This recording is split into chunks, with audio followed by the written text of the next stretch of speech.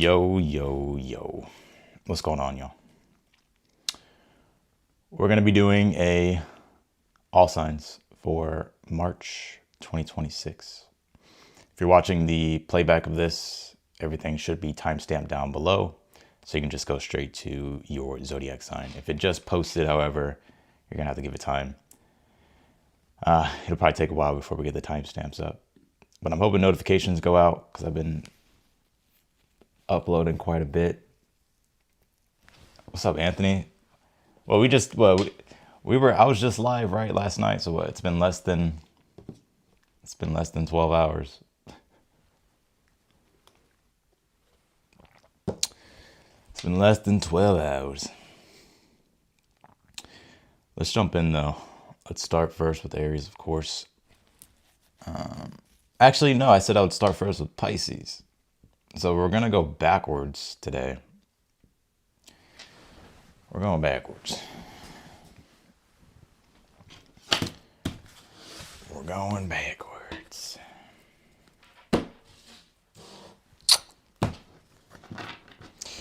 One second. Man, I ain't got no notifications. Well, we're just going to jump in here. Y'all be sure to hit that thumbs up button for me. For the ones that already hit the thumbs up button, thank you so much. We're going to start first with Pisces. We're going to go backwards. Because I told Pisces I'll start with them. So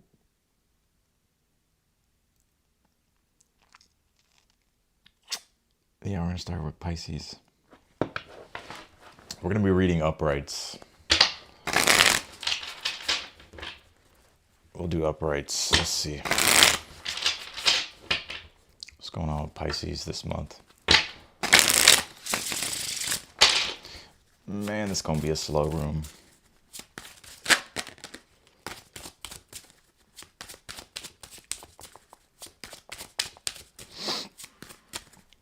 What do we got for Pisces here this month?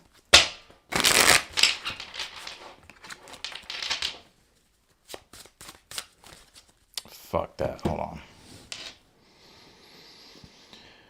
1 second, Pisces. Let me do something real quick.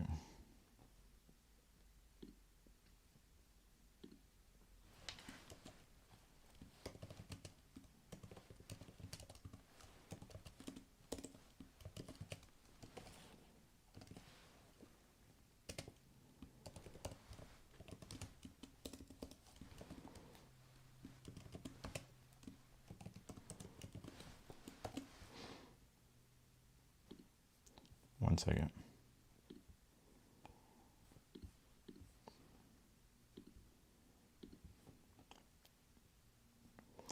One sec.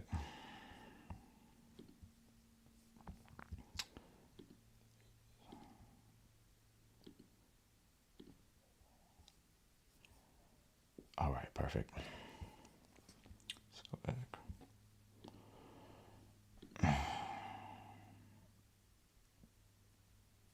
All right, let's do it. How y'all doing?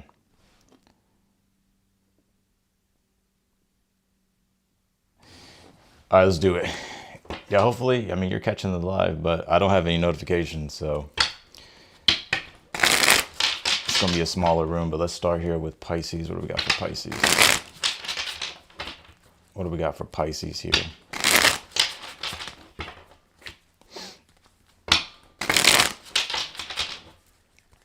What is the energy here surrounding Pisces for the month of March 2026?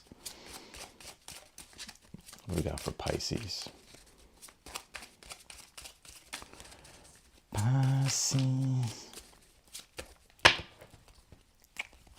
I feel like your spidey senses are tingling, huh, Pisces? Let's see. You pull the 5 of Cups here.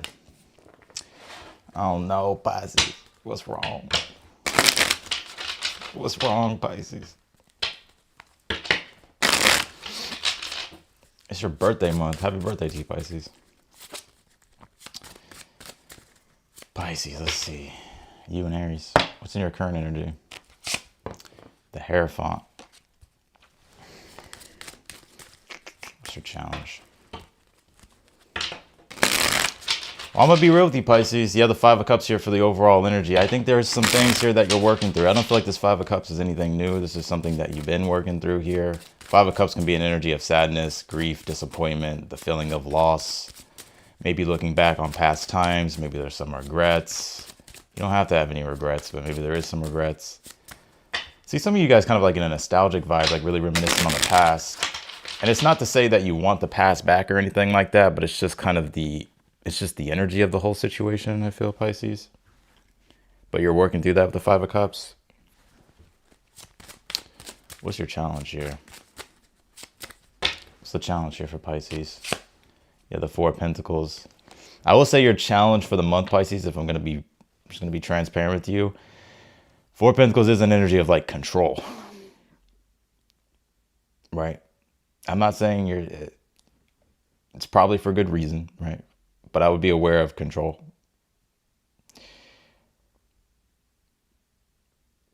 But I'm also seeing here too, Pisces. Well, there's so much coming through. We got a lot to cover here, Pisces. What's in the future position for Pisces? What's in the future position for Pisces? The Queen of Cups here. What is the outcome here for Pisces for the month? You have the Four of Swords here. What is your advice? You have the Hermit. Well, I will say this. I do feel like this is the month where you're going to be letting go of whatever the emotional challenges have been here. Because you do have the Queen of Cups in the future and the Four of Swords in the outcome position. So I do see you healing with the Four of Swords being here in the outcome. Feeling better, finding more peace, feeling more content. I'm also seeing a lot of you here when it comes to your spirituality. Like you feeling like you have a stronger connection to the divine. And I feel that's what's going to be bringing you a lot of peace this month.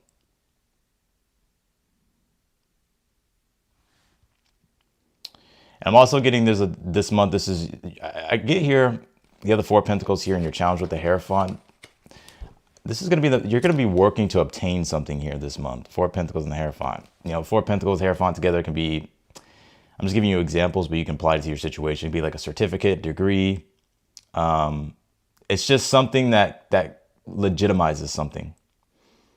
It's something that also gives you power and influence to be able to do what it is that you want to do. So it's like maybe you're working on something or putting something together so that way you can obtain something, right? So you can be able to be in the type of position you want to be. So I do see that. I'm also seeing a lot of you here as well. Your advice here, if you feel stuck, your advice with the Hermit is to seek out a teacher or a mentor or a guide here. The Hierophant and the Hermit here. Or follow the guidance of your mentors or teachers or whoever is sort of instructing you here or guiding you here. Now, this could be anything. It could be something that you're learning from. It could be like a coach. It could be a mentor, guide. It can really be anything that really just reveals to you knowledge, right? And that guides you. But I'm also getting here too, though, Pisces, you're trying to let go of some type of attachment, something that you're holding on to. And it's not that you probably even want to hold on to it, Five of Cups for the overall energy, Four of Pentacles in the challenge. But there's an attachment to it. So it's probably hard to let go of it all. Let's see here. You did pull this Leo card. It says shine here. I'm going to pull you one more card here, Pisces. And then we're going to go to Aquarius. And you've also pulled this Justice card. It says documents, scales here. That's what I was getting with this Four of Pentacles and the Hierophant. Maybe you're getting like some documents or you're getting something here.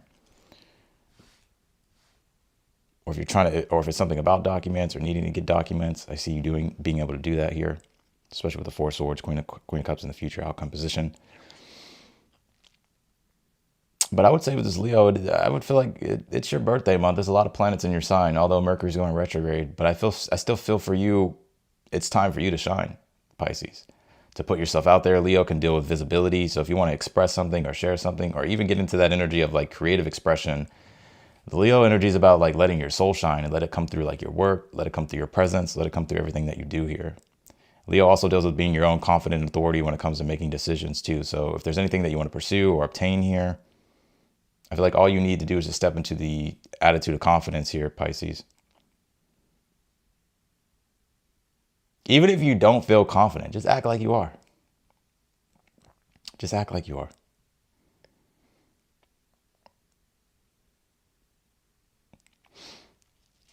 I'll pull you one more card.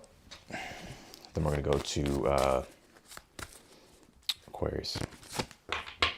And you pull this, you're very close to achieving your goal here. So I feel this will be the month to where you achieve your goal.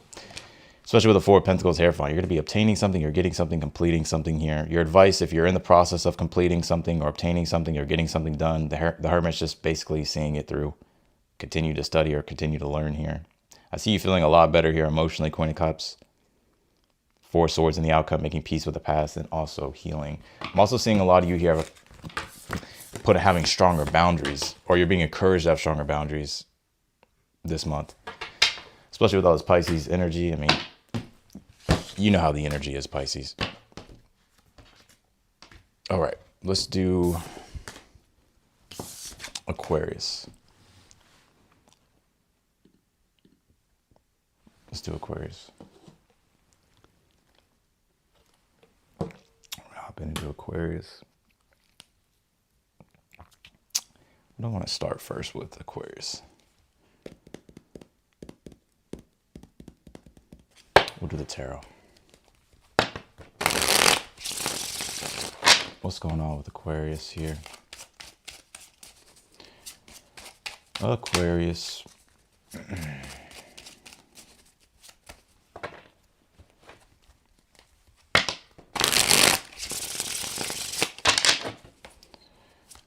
Can you tell me for Aquarius this month? For the month of March, what can you tell me for Aquarius? Eight of Swords.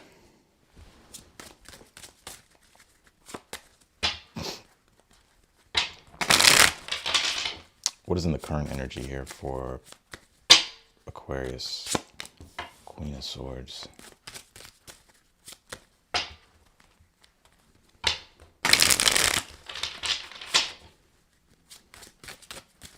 What's in the challenge here for Aquarius?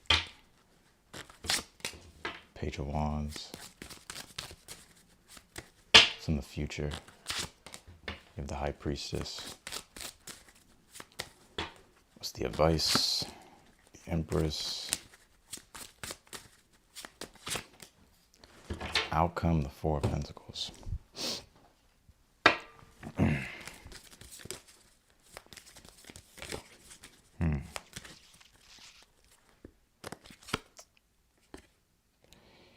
Pull this relocation home card. It says house.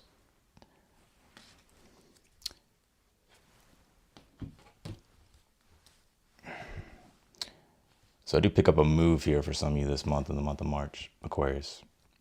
I see a lot of you Aquarius is moving here. Possibly moving. Or looking to relocate here. Some of you don't know where you're going to be living next or where you're going to be going next here. But you're trying to figure it out. I do see that here in the month of March. Eight of Swords, Queen of Swords. Could be a very complex situation that you're also dealing with here, Aquarius, to where you're trying to figure out things, related to like your moving situation or relocating here.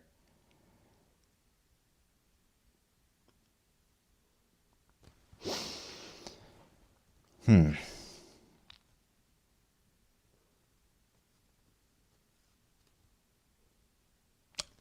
have the Eight of Swords here for the overall energy for you this month here. Like I said, I don't even feel like this is anything new. I feel like this is already something that you're going through, Aquarius. We are in eclipse season, right? The solar eclipse just happened in your sign. It did square Uranus. Now we're in Pisces season. I feel like you're trying to figure out how all these complex things are going to come together here with the Eight of Swords, to the point to where it's hard for you to really digest all the information here. You have the Queen of Swords in your current energy, which I get here. This is the month here that you're going to be figuring out what you're going to be doing next. But I don't feel like it's going to be easy here, Aquarius. But there's just a lot here to digest. There's a lot here to understand. You have the High Priestess here in the future position, and then you have the Four of Pentacles here in the outcome. I would say with this High Priestess being in the future, this is what I get for you, Aquarius. You're going to have to lean more into your intuition. Because if you're trying to over-rationalize things or overthink things here, it's going to be difficult. Because a lot of you don't really feel happy where you're at. Page of Wands and the Challenge, and then the Empress is your advice. God, it's fucking hot in here.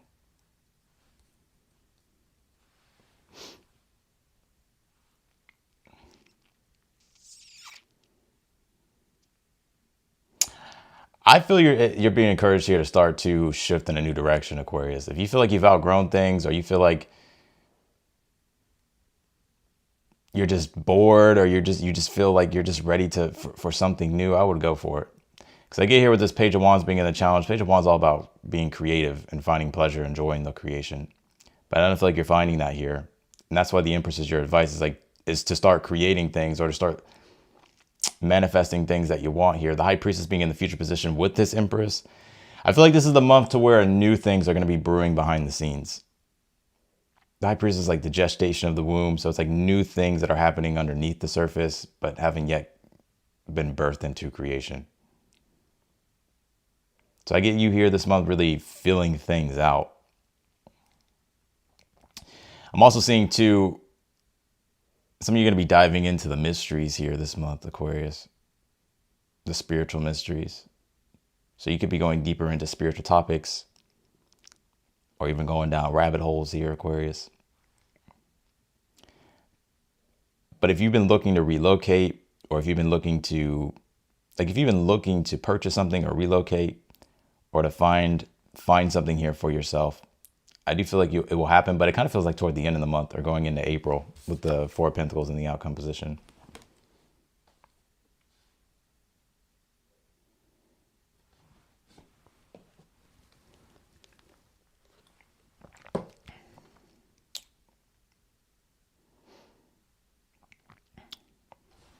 What is this?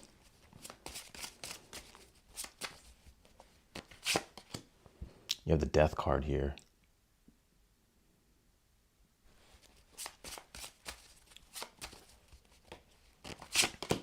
With the Two of Swords.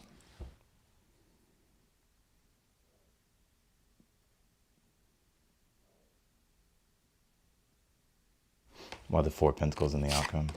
With the Knight of Pentacles here. Kind of similar to the Pisces read. I feel, Aquarius, you're also letting go of something here. This may not make sense now, but I feel like, Aquarius, when you look back on the month of March, you're going to be going through this inner spiritual transformation with this High Priestess Death card in the future position. You're going to be going through this deep inner spiritual transformation here. To the point where I feel like this is the month where you feel like you have no choice but to look inward. And it's not that you're miserable or anything like that, but in order for you to sort of solve these complex riddles here, it's like you're having to go inward.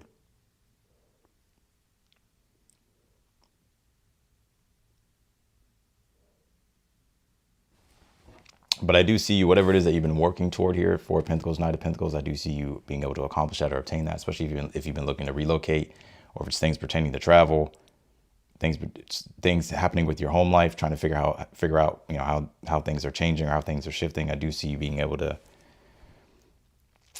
like secure things here with the Four of Pentacles.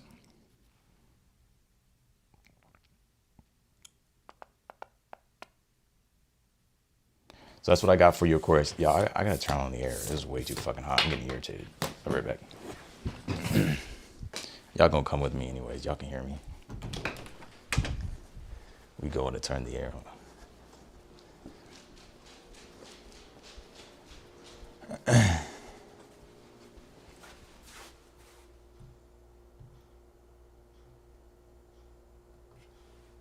Let's see.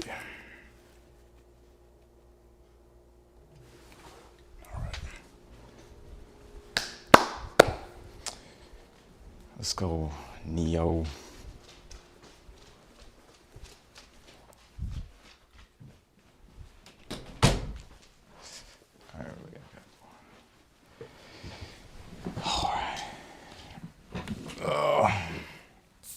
Let's go to Capricorns. Capricorns.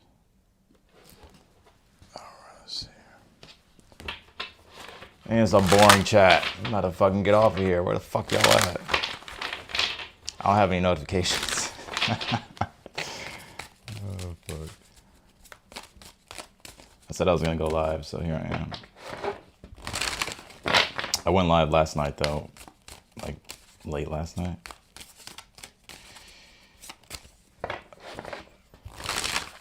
What's going on, Capricorns here? Capricorn, what's going on, Capricorn, this month? Pull this conjunction card. It says alliance here. See, some of you forming new alliances. Could be business, career, finding people here that are going to help support you, Capricorn. Also, too, I kind of do pick up intuitively here that some of you guys could be, this could be talking about love as well in regards to your romantic relationships. What is the overall energy here for, oh shit, for Capricorn?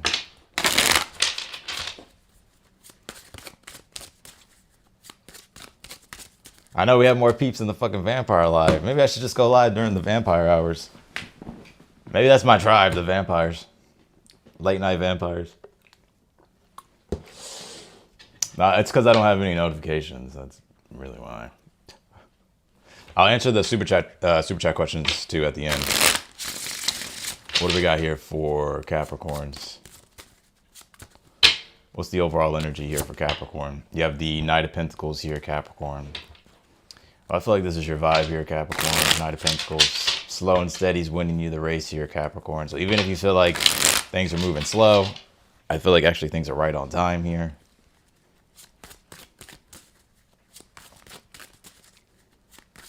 What is the current energy here for Capricorn? You have the Seven of Wands here.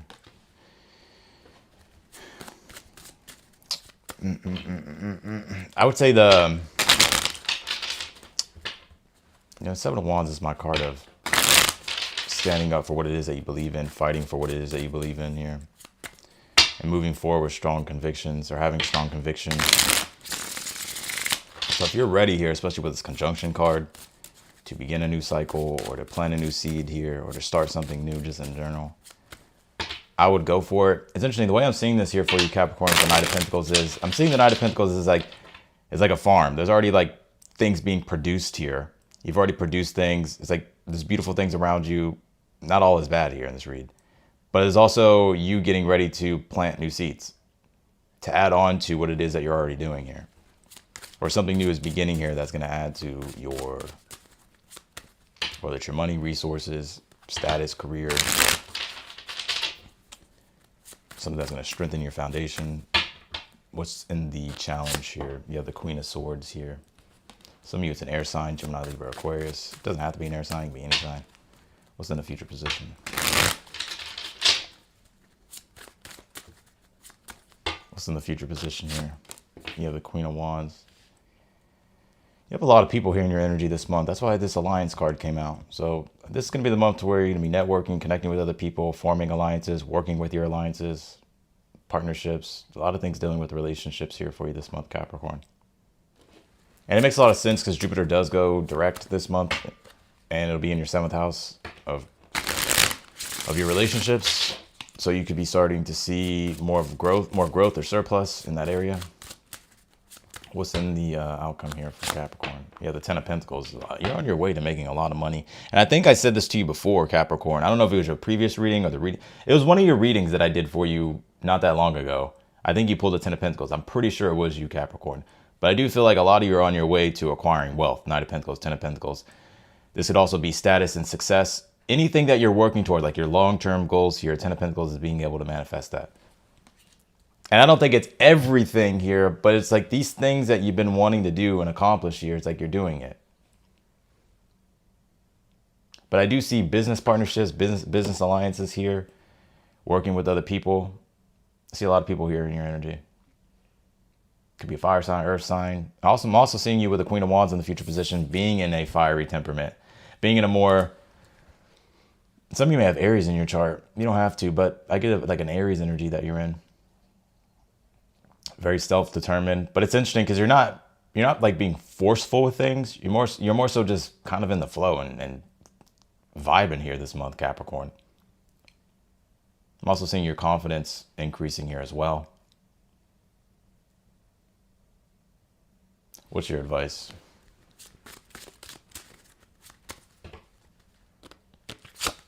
You have the High Priestess here. So I think, you know, what I'm seeing here, Capricorn, Queen of Swords, your challenge for the month is going to be, especially as the High Priestess as your advice, the Queen of Swords is, I feel like you're going to be in this energy of wanting to know. Trying to understand these deeper things here this month. You could say the Queen of Swords too is like searching for clarity. But the High Priestess, especially with the Queen of Wands, your advice for the month is all you have to do is just really kind of hang back, Capricorn. I'm not telling you to be lazy or to sit idle, but the High Priestess is just being in a temperament of being observant, being aware, allowing yourself to be more observant and aware, not reactive. Because the answers are going to come to you through the subtle vibrations of things. So it's going to be like your intuition speaking to you. I would say really trust your intuition here with the High Priestess, your gut instincts. But also the High Priestess has advice. We are in Pisces season, so Mercury's retrograding in Pisces this month. There's a lot of Pisces energy. And so the way we navigate things is through the subtle vibrations. It is through, you know, more so of the intuitive energies here. And Pisces deals with like yielding and like being in the present moment. I feel like you're really finding that groove here this month with the Queen of Wands in the future, which is leading you to this Ten of Pentacles. Could even be like some of the things that you're envisioning or some of your dreams here, just the things that you've been really imagining starting to fall into place or click into place with the Ten of Pentacles. The King of Pentacles at the bottom of the deck. So this looks good in regards to business and career and work and money matters and your stability. So it's like slow and steady is winning you the race here this month with the Knight of Pentacles for the overall energy of Capricorn.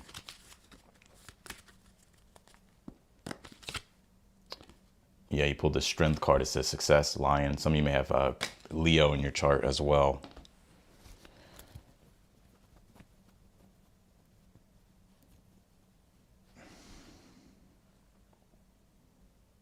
So you do have success here. I'm also getting to like, I see you having this quiet confidence about yourself this month, Capricorn. So it's more so like your aura speaking. It's not even necessarily your words. It's just your presence alone.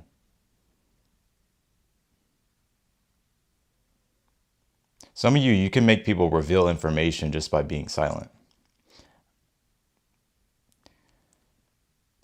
So some of you may have like an intimidating aura.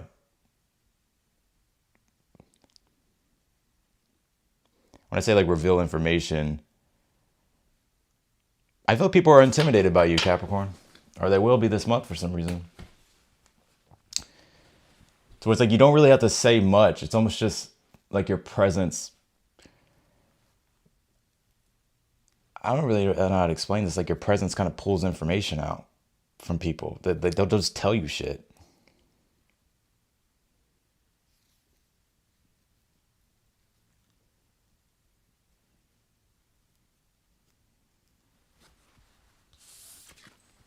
Maybe this doesn't resonate right now, but maybe you'll notice it this month. Also, anything business and career and work related.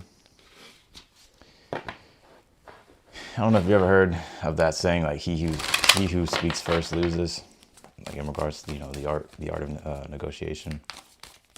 I feel like that could serve you really well if it's business and career related. All right, let's do Sagittarius.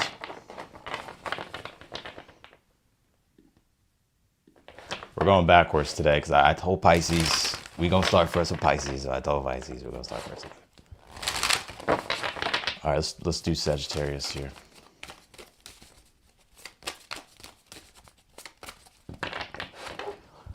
What's up on the Cancers? We got to get to the Cancers. We got to get to the Cancers. Can you tell me here though for Sagittarius is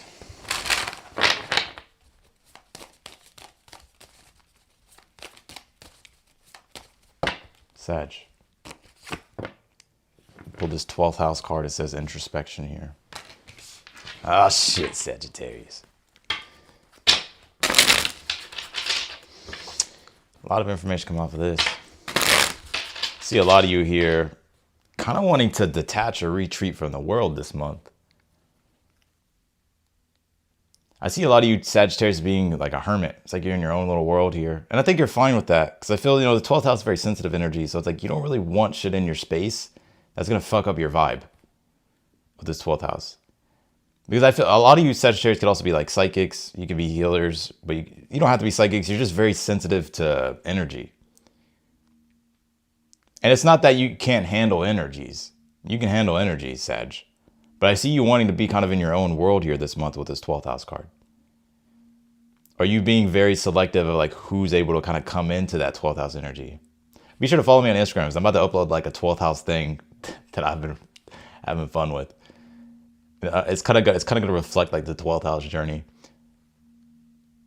But the 12th house is a house of, it's about like retreating. It really deals with like solitude.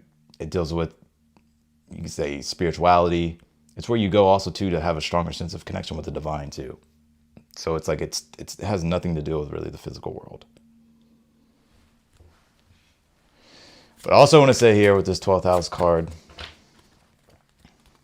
the shadow side of this is being maybe too much of a hermit and needing to connect. But I'm also going to say with the 12th house, it does deal with your subconscious, unconscious patterns. So I kind of get a message here, Sagittarius, not to sabotage things, especially if you know like what your subconscious, unconscious patterns are. If you don't, I'll definitely be aware of it. It's not that you're going to sabotage things or there's anything to be afraid of or anything like that. But there could be like these things running in the background on autopilot that could be sort of, it's like the puppet master of you, whether it's like subconscious fears, whatever the case might be. So you may work through that this month.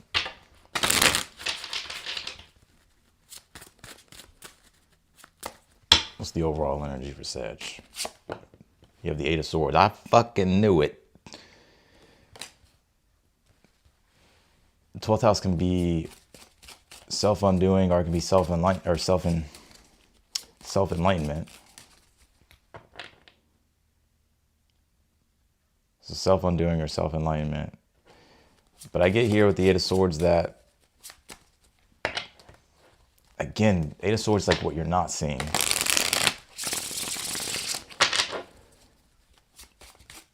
What's in your current energy here, really quick?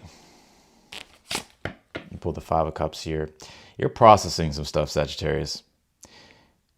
I'm going to be real with you, Sag, because I feel like that's what you want. I don't think this whole month of March is bad for you, but I do get with the 8 of Swords, 5 of Cups, especially with the 12th house energy, that the 5 of Cups is about this energy of loss. The 12th house connects to the house. It's the house of loss.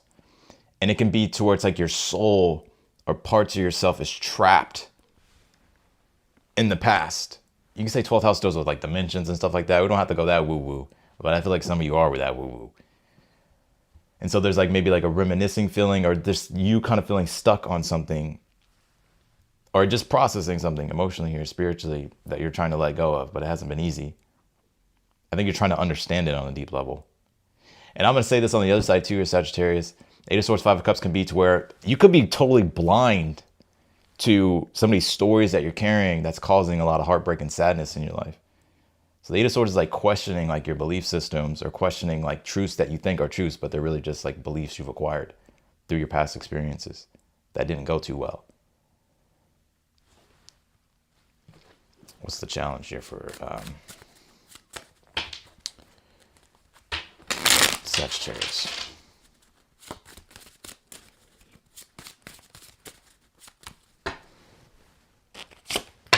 The Justice card here as your advice, or sorry, well, I guess I said advice. The Justice card is your challenge. You're trying to have discernment, especially when it comes to energies this month. This could already be happening now. Justice card, 8 of Swords is, damn, some of you are just like tangled up in etheric cords here to like past situations, people. I feel like you're trying to clear all this shit out of your aura.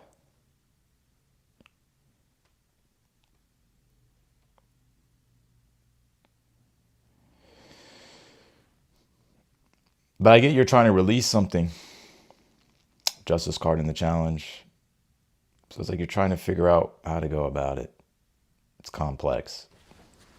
A lot of you too, you may be feeling as if there's been unfair situations. And let's see, what's in the future position here for the Sagittarius? You have the Six of Pentacles here. I do see you getting a payout or a payoff here. If you've been looking to like work something out, I feel like you'll work it out here. So it's like you're going to be getting a payout or some type of payoff here. You may also see that your finances are increasing here this month as well, Sagittarius. You are very selective of who gets access to you. I can tell you that. You're very selective of who you give access to when it comes to your energy. What is the advice?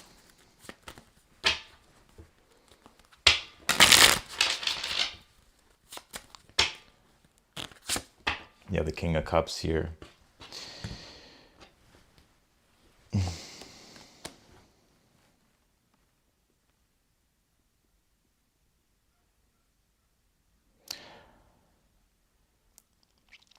What's the outcome? I'm going to say this. King of Cups says the advice is, the 12th house is like a house of learning how to let go. You have the King of Wands. I feel like this is you. Or if you're dealing with a person, it could be a water sign, fire sign, it could be any sign. But I would say here that the 12th house is about like letting go, like trying to let go or just letting go. And the King of Cups would be having like compassion for yourself, having empathy for yourself, having compassion for others, having empathy for others. I feel like you're mature enough though to be able to handle all this, Sagittarius. But I would say devoted and loyal to the people that are loyal and devoted to you, Sag. But I also want to get too much into because I feel like some of y'all have trust issues. Shit. Eight of Swords, Five of Cups, Justice card.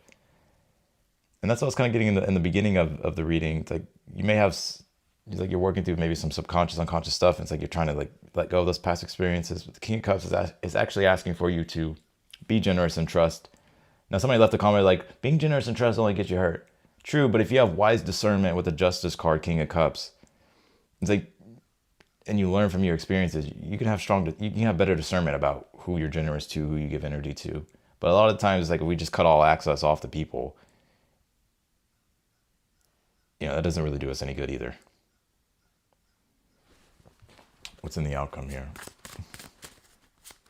No, I'm going backwards. I should have put that on the screen. You have the Three of Wands here. I do see travel. Some of you may purchase something and go on a trip. There's a retreat here or a vacation or something about travels.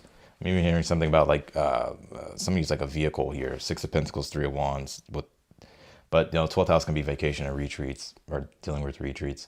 So that you could be purchasing something or going on a trip here this month as well, Sagittarius. Could be traveling, Six of Pentacles with the Three of Wands. But even if you're not traveling here, Three of Wands, whatever has been blocking your vision, Eight of Swords, Five of Cups, where there's been confusion or distortion, not being able to really have strong foresight for the future with anything or with certain things. I feel like with the Three of Wands being here in the outcome, your vision will be restored. But I feel like you're definitely alchemizing some stuff right now or transmuting some of these deeper things. Clarify the Three of Wands and the outcome here for Sag. You pull the World card. Yeah, it's something you're definitely traveling, relocating, going on a trip, closing out a cycle. And you also have the Knight of Swords here. You're going to get communication here pretty soon, Sag. Or you're going to be communicating here with someone. But I feel like whatever it is, it's good because you're like, it's a win-win in the situation.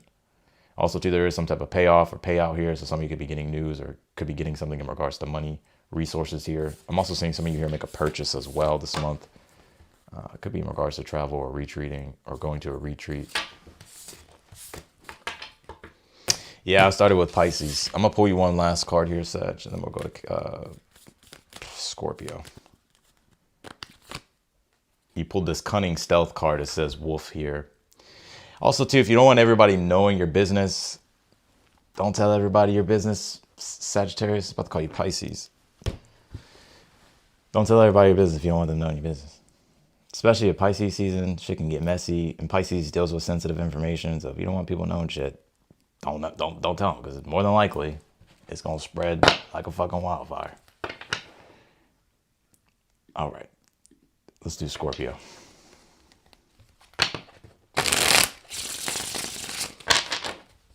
What do we got for the Scorpions here for the month of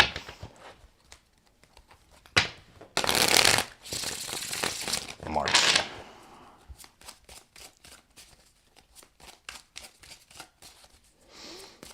If you send a super chat, I'll answer the super chats at the end of the video. You can send them now, but I'll answer it at the end. Let's do Scorpio. We gotta get through these. Can you tell me here for Scorpios for the month of... What's going on with Scorpio this month? Month of March. Pull the Ten of Pentacles here. Big emphasis on your home life, family life, your living situation. I see some of y'all balling here this month. I don't know if there's a big payoff or a big payout here, or Scorpio.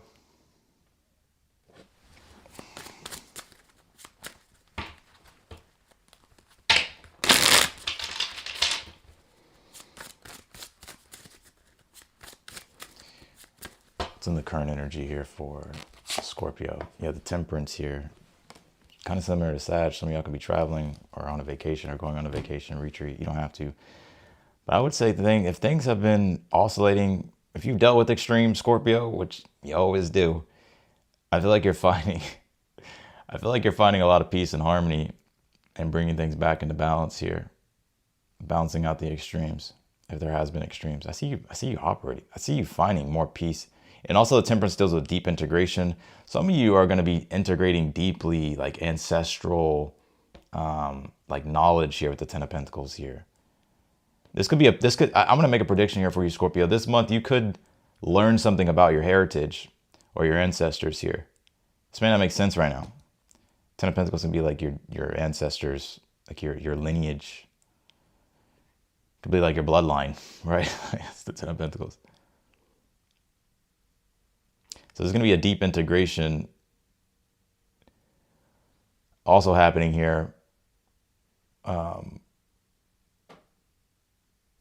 So like whatever's been out of whack or whatever's been out of balance, I see you finding like a deeper integration with these things. Like things don't feel so fragmented or disconnected. Seeing some of y'all like outside a lot this month, or like in nature. When I say nature, it's like you being... It's kind of hard to describe what I'm seeing here.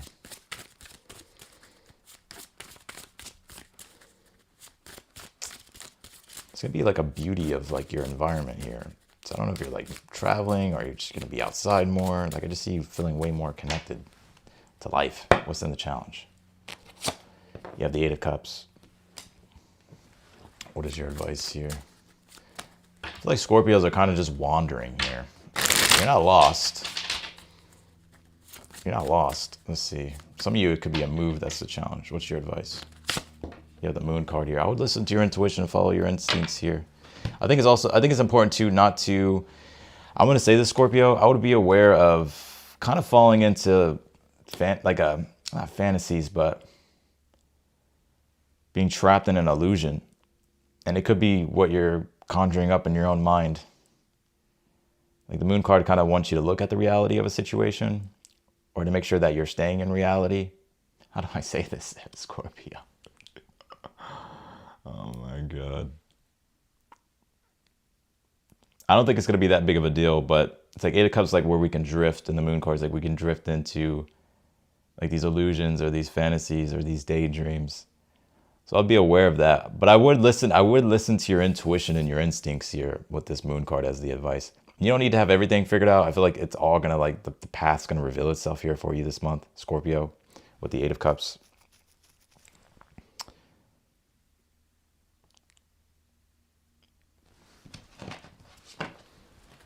I'll be aware of escapism too, Scorpio. I'll be honest with you. I'll be aware of it. I don't see it necessarily being a bad thing, but you may look back and be like, damn, if I probably wouldn't have like got lost in that bullshit, that probably would have made like more progress or something like that.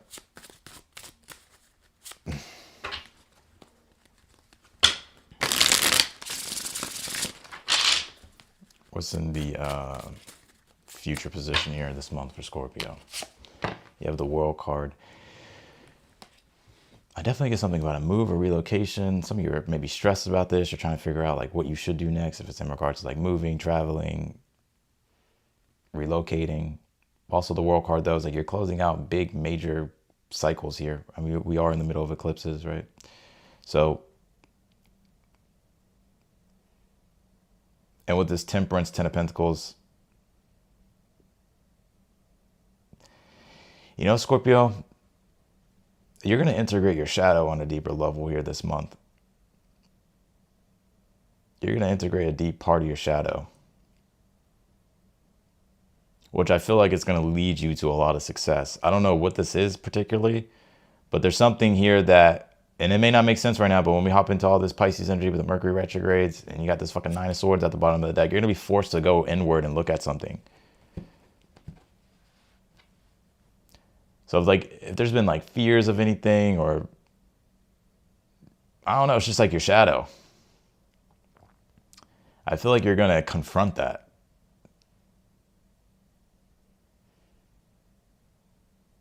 And it's going to lead you, it's actually going to help you like thrive in life with the Ten of Pentacles for the overall energy. But there's been something that's almost been blocking you.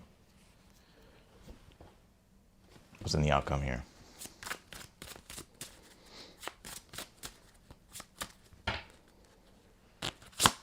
You have the Three of Wands. I do see travels for a lot of you Scorpios, or a move, relocation. But again, though, if it's not a move or a relocation, I see your sight coming back, the Moon card. Because what is the Three of Wands? It's foresight. So being able to see into the future more long term, or just being able to see more into the future and have a long term vision. But if you're blocked subconsciously or unconsciously, or there's like fears, or there's just things distorting your vision, it's like you're having to clear that out first. And I think that's what's happening with this eclipse cycle here for you with the World card, Temperance, Ten of Pentacles. And a lot of you are clearing a lot of past life, karmic debt. You're also working through like your ancestral family debt. Like you're clearing a lot of stuff here. Scorpio's like, well, if nobody else is gonna do it, I'm gonna fucking do it. I guess I gotta be the one to do it. Let's see. You pulled this solar flares card. It says activate. Yeah, there's a part of your being coming online here. Like your vibration will be rising here. I'm seeing a lot of you outside in nature.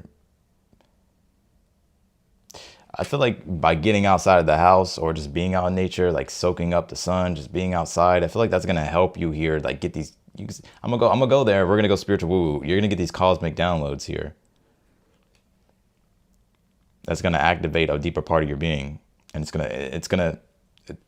with the Moon card, it's like it's gonna be.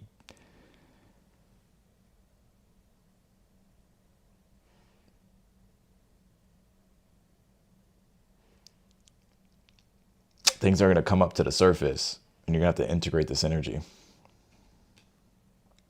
going to pull you one more card here, Scorpio. We're going to go to Libra. You have the Four of Cups here.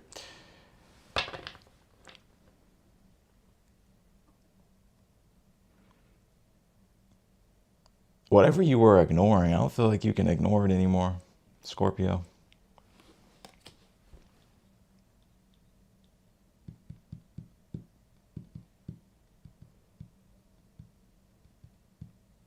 I'm also seeing you waking up here. Like a lot of these Scorpios are going to wake up. It's not that you're not awake, but I see you waking up.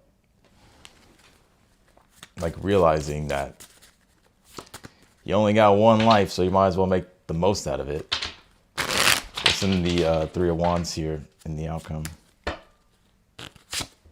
You have the Queen of Wands. Yeah, I'm seeing you shift into a way happier vibe here. And actually having more trust and confidence in regards to the future. Three of Wands, moving in the direction that you're trying to go, having a long-term vision here, feeling optimistic about the future, but also having trust that good things are going to come to you as well. Definitely get travels though for a lot of you. Relocating, something about a move, home.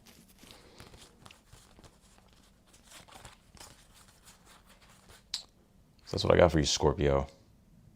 Let's go to Libras now. What was it? I was going to say something else.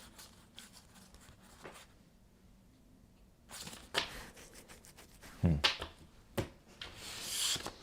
Jupiter does go direct in your 9th house of long distance travels. Could be studies as well. All right. Let's do Libras.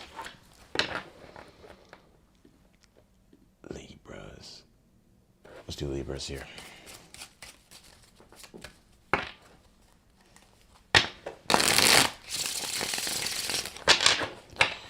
Libras.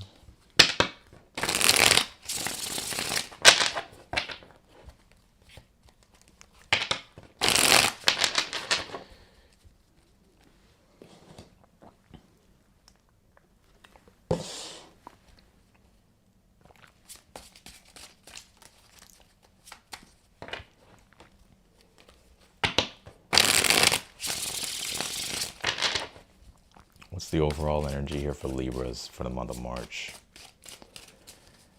For the month of March, what is the overall energy for Libras? We pulled the 3 of Pentacles. I feel like I actually need to pull you a astrology card.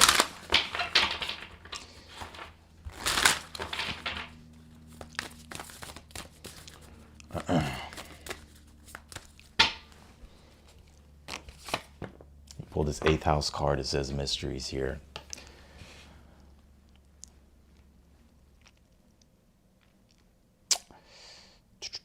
This may not make sense right now, but I see some of you here working toward an investment or something about an investment here you'll be making. The 8th house is about merging and bonding with others or coming together with others. So it could be dealing with things like mutual investments, partnerships, alliances. You working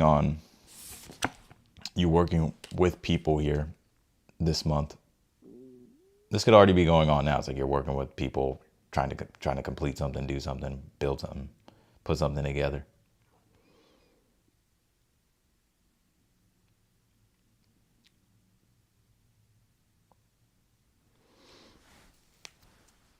Let's see here.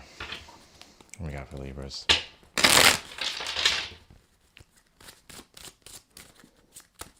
What's your current energy here? Yeah, the King of Pentacles. It's work related, career and work. Some of you in regards to a business here. Now I got 2 stories. So if you're starting a business right now, if you're wanting to start a business, this could be the month of like maybe you like the documents and everything for it. Then it's like you're able to start your business here, or you're finalizing things and things are coming together here. Now, if you already have, I'm gonna go to the people too. Like if you already have, if you're not self-employed, but the ones that are self-employed, like if you already have your own business here, some of you could be like in the psychic field or you're in the healing field. You don't have to be, but I do see you here working with other people.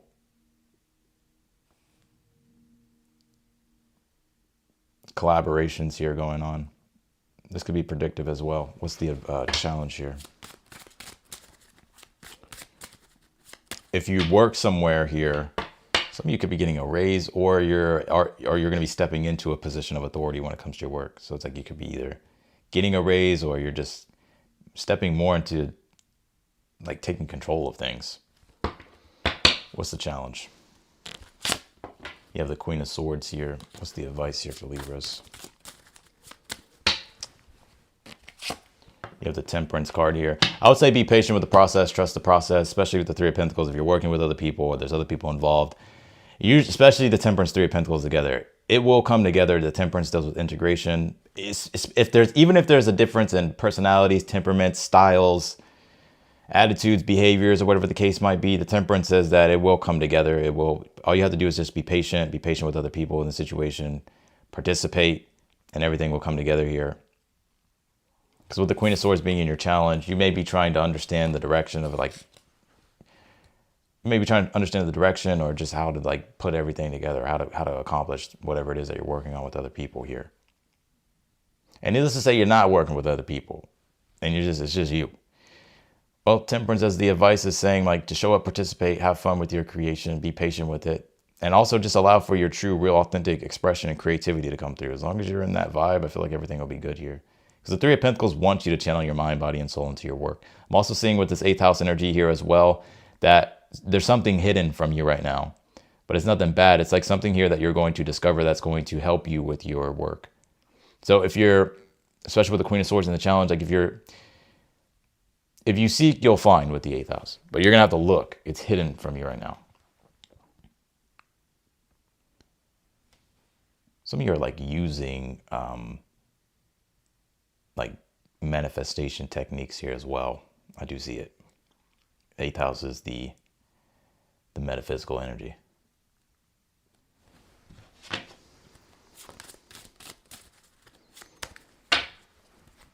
What's in the future here for Libra?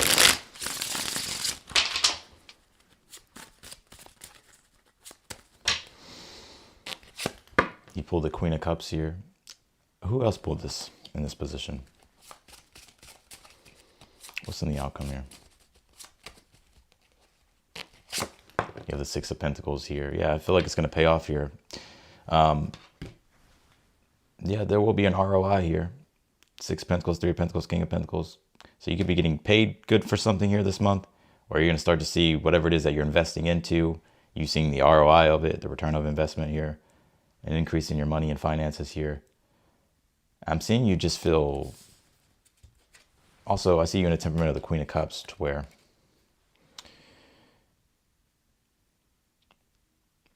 I see you this very like generous, like loving energy, like this open energy this month, Libra. Why the Queen of Cups here in the future? Like holding space for people. It's in the future position. The Chariot could also be travels here as well for you, picking up. I'm also just seeing you being more comfortable, or feeling more comfortable being in the command seat. Like, they're like, all right, Libra, you're running the show. Like, it's time for you to take the reins of the Chariot here. Queen of Cups is like finding that comfort.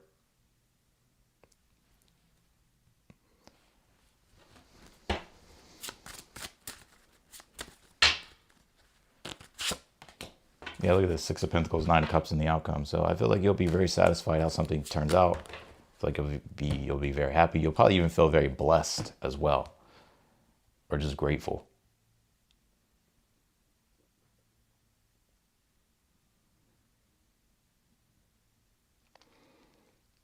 I'm also going to say this too. Some of you know a lot of, so like the 8th house can deal with, it's like you know a lot, like you have a lot of wisdom, or you have a lot of knowledge that you've acquired. Queen of Swords in the challenge. Your advice with the Temperance would be to like integrate what you've learned, like to take what it is that you learned and apply it, and apply it. And if you're already doing that, keep doing that. So that's what I got for you, Libra. Let's go to Virgos. What's going on with Virgos?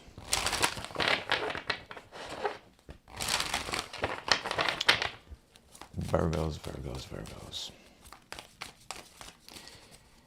You say you feel lost. We're all a little lost right now. But you're not really lost.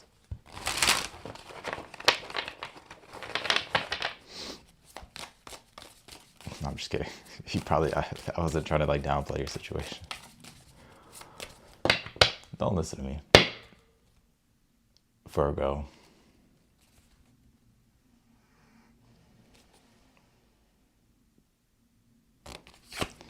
Well, Jupiter says abundance here. Y'all remember Hillary Duff? I don't know why she just came to my mind. What's her sign? What's Hillary Duff's sign? Oh, I'm watching something on my TV and it says Duff. And it just reminded me of Hillary Duff. I think she just came out with a book or something like that. So some of you may be reading that, or you may read it, or you may find inspiration in it. I know it's super random. Lizzie McGuire. Fun fact, she was actually like my first, I remember being so young, and she was like the first crush I ever had. I think that's when I figured out what a crush was. It was on Hillary Duff. I remember telling my mom, like, I'm gonna write her a letter. I can't even remember how old I was. Oh, it's so fucking funny.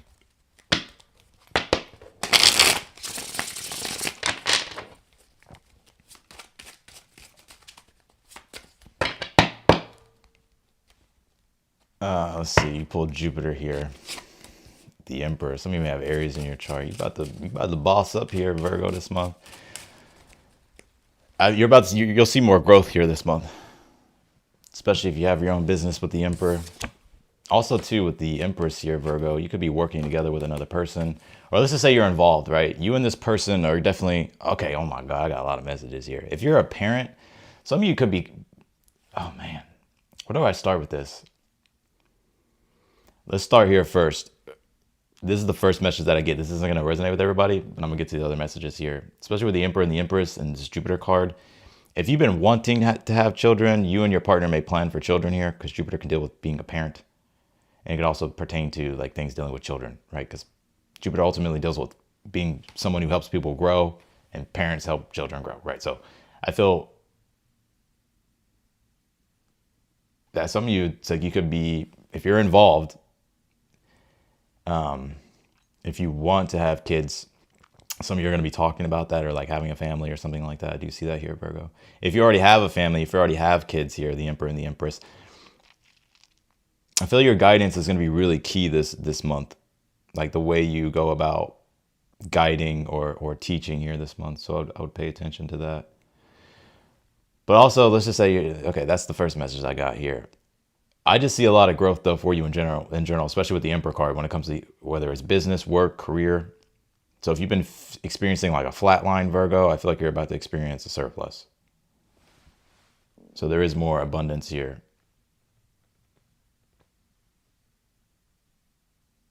I see a lot of you here being, so you may already be in a position of authority. Some of you are going to be stepping into positions of authority here. Especially Jupiter. Jupiter is an authority, so is the Emperor. But it's more so to help teach and guide people. This is also the month of March is like if you had an activity status, Virgo, it would say building. So not like this is your time to actually build what it is that you want in your life. Especially, yeah, the Empress, Four Wands. Like what do you want to create? Like now's the time for you to take things into your own hands and start really building it. If you're already doing that, keep fucking doing that. What's in your current energy? Hillary Duff.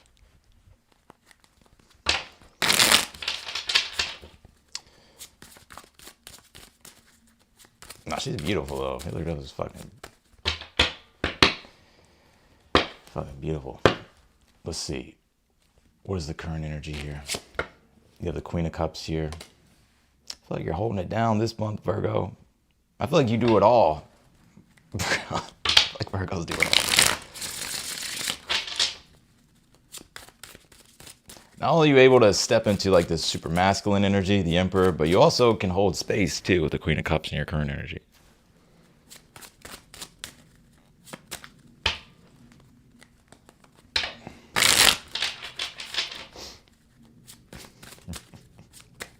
What is your advice? You have the Magician as, or what's your challenge? But I guess it's your advice. The Magician is about,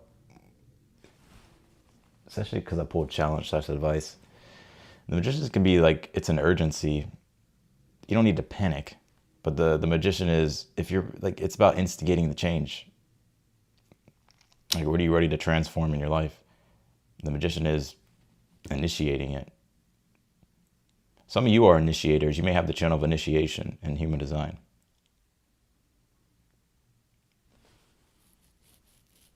So I'd also look at your human design, look at your channels. Like for instance, I have the channel of initiation.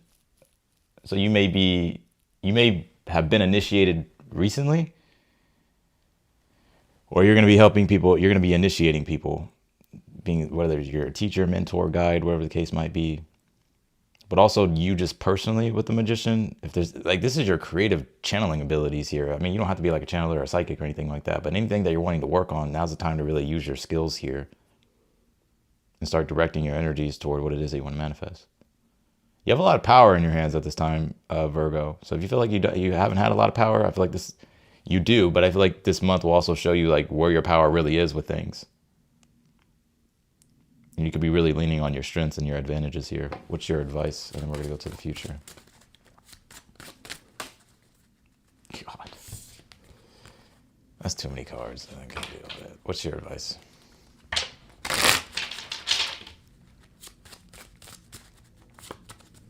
What's the advice for Virgo? Yeah, the Fool card here. Yeah, I would say it's about taking chances. Also, yeah, I would say it's about taking chances here. You know, the Fool card is wanting to go beyond what you've done before. Especially, it's like new experiences. I feel like you're ready for something new here. Or to really start. I got two messages. If you're ready for new experiences, it's time to leap into those new experiences. But also, I want to say with the Fool card, it is about kind of being carefree and not caring so much about what people think about you.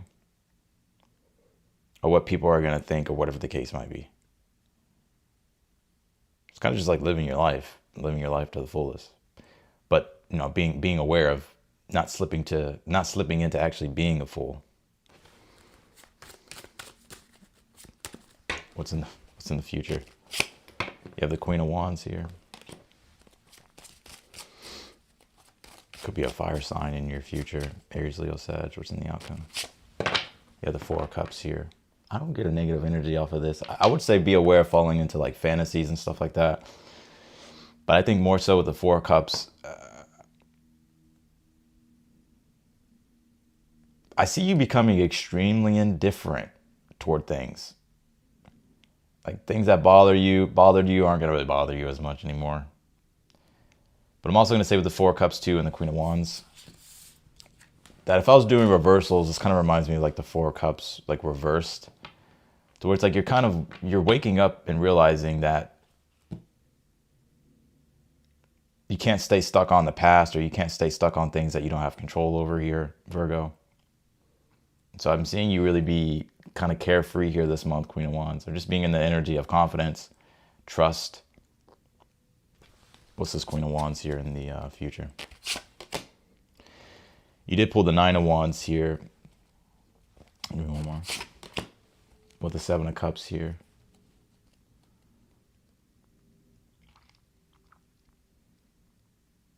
I see you starting to lower your guard or your defensive here.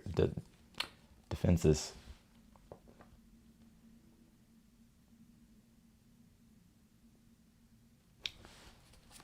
What's in the what's Four of Cups here in the outcome? You have the Two of Cups here. Some of you may feel ignored here by someone that you're dealing with here, Virgo. So like I have a story here. Like if you're dealing with a person in your relationships here, it's like you may feel like you can't really get through to this person. Or like Queen of Wands, Nine of Wands is like you're trying to be confident about the situation, but you're feeling like there's walls, or maybe it's like you have walls up too. And the Seven of Cups is like trying to figure out like how to connect on a deeper level. But the Four of Cups, Two of Cups is like where you're feeling like either denied, or you're just feeling like it's not resonating, or it's not clicking here with the person. Now this could be you too. Like maybe you're the one here, Virgo, to where you're like, maybe you're not trusting a situation, so you're ignoring it this month. But it could be the other side too. Maybe it's the person. Maybe it's both of y'all.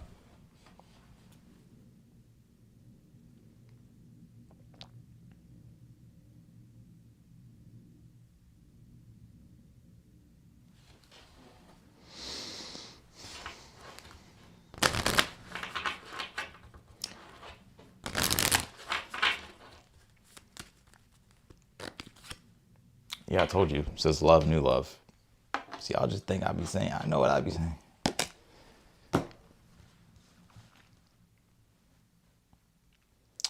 If you're single here, there's new potentials, but I kind of feel like some of y'all got to let y'all's guard down. Queen of Wands, Nine of Wands, Seven of Cups. If you want it, it's here.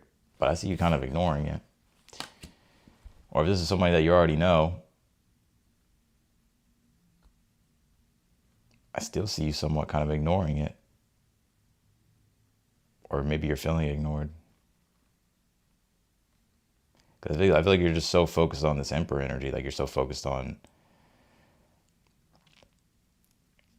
like being in control, but it doesn't really feel like it's a negative type of control, but just like controlling the things that you can control. And it's like, maybe there's other things that you can't really put your time and energy into because you feel like it's going to mess up like your work, or just like what you're trying to build in your life, what you're trying to accomplish.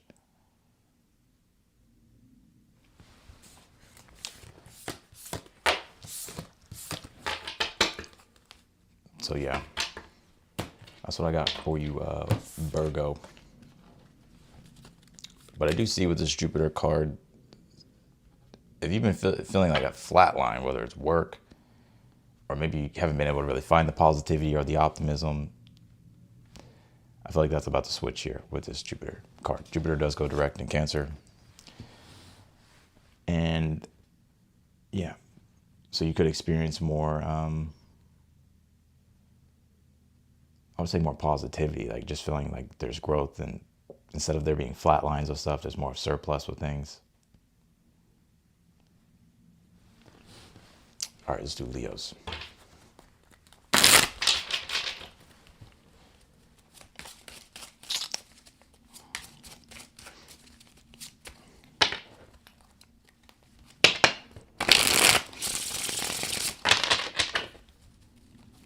Leos. I have music playing here, and it's like switching songs. There's a song called, I've never even heard the song. I don't even know what the song is. It's all got my TV's on mute, but it says Out of Reach. So I don't know if y'all have been out of reach, Leo. I feel like the fixed signs just in general right now are kind of,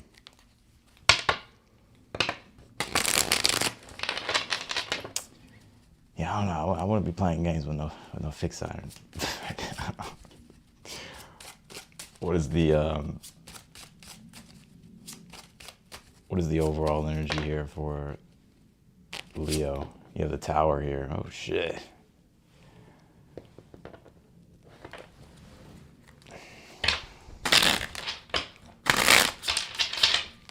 What's the current energy here for Leos here?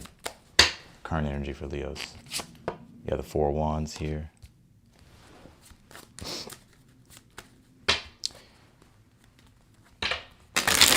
I'm gonna get the full spread before I say what this is, but what's the challenge here for Leos? Challenge is the Two of Cups.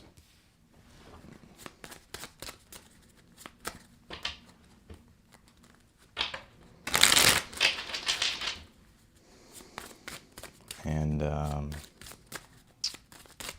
what is the future position? You have the Seven of Pentacles here. I will say this, Leo, if you have like fears, or if you have worries or doubts about, I don't know, like the worst case scenarios here, I feel like you'll be fine. Maybe there have been some unexpected things, or there's been some disruptions with the Tower, but the Seven of Pentacles being here in the future, I feel like you'll be fine. Or if there was any type of setbacks or struggles with things, I feel like you'll bounce back from that, Seven of Pentacles, or you'll recover from that. What is your advice here? Yeah, the Five of Wands is the advice. Leo, you may have to be dramatic. Oh man, let's see. What's in the outcome here for Leos? Yeah, the Queen of Pentacles. Yeah, so I feel like if you've had any, you have the Judgment, Eight of Cups. So if you've had any, for once, the first message I get, if you've had any fears, worry, concerns about the worst case scenarios, or things crashing and burning, or nothing's gonna go your way, or it's gonna go the worst way, it won't. Like, even if you've had any setbacks, or there's been any type of unexpected things, disruptions, I feel like this has already happened. If it did, you'll be fine. The Seven of Pentacles, Queen of Pentacles here, so you will be able to recover here. Not only recover, but I feel like you'll actually bounce back stronger here, Leo. And I'm going to say this too, Leo, a lot of you are liberating yourself too. So like the Tower being here is like, you're ready to let go of all the things that have been like these invisible restrictions, I feel, that have been on you. What it is, I don't know, but I see you here tired of having these things almost hold you back. And I even feel like for you, it's maybe hard to pinpoint like what these things are. I think they're sort of showing themselves to you like as you're just going about your day. But I see you here like breaking patterns here or breaking habits. And it's actually going to be leading you here to feeling a lot more like free, 4 wands in your current energy. Now I do have a love message here, Virgo. Some of you could be dealing with a Virgo. There's a Virgo cross watching. If this is a love situation here,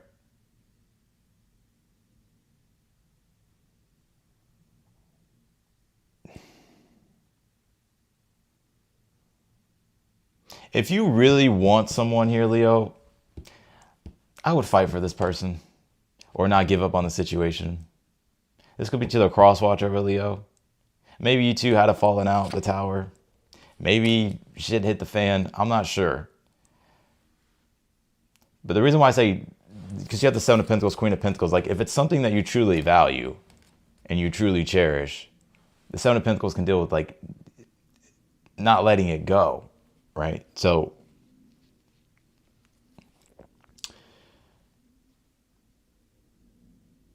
that there's still growth and potential in the situation, but I would say that if you're gonna have to put forth the effort if you really want it. Now this could be to a cross watch over Leo too. Because I kind of get this Leo vibe. Like Leos can be very dramatic, right? Like if you have Leo placements, if you're a fucking Leo, your advice is the 5 of Wands and the 2 of Cups in your challenge. Now, obviously, if there's been conflicts, fights, and stuff like that, the 5 of Wands says don't let like little shit trigger you in regards to this situation. Like the 5 of Wands says, usually it's like, yeah, if you're triggered, you may be upset for a second, but the energy will dissipate, and it's not, you don't need to fight fire or fire. But I'm also getting the other side too, to where Leos, I know y'all know what the hell I'm talking about. Like we kind of start some drama because it's like it's because we're kind of fierce when it comes to the way that we love. So it's like I don't know why we do this shit, Leo or Leo placements, but it's like we kind of I don't know, like this for Leos though, we kind of make something dramatic so we can like, because it's like we're trying to like show or express like our love. Now, obviously, you don't want to do this in a toxic way, but you get what I'm saying. Like, you may have to like express yourself, even if it comes off not perfect, or even if you're frustrated or whatever. Obviously, not take your frustration out on the person. You get what I'm saying, though. So this could go to a Leo or a Leo cross watcher.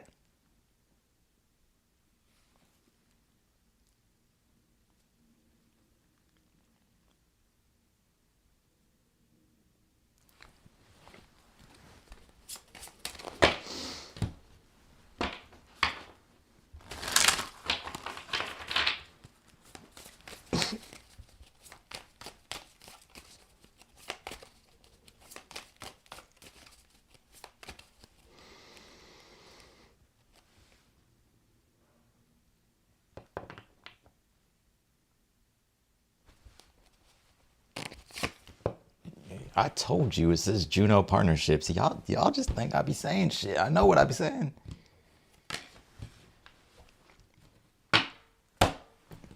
Juno partnership.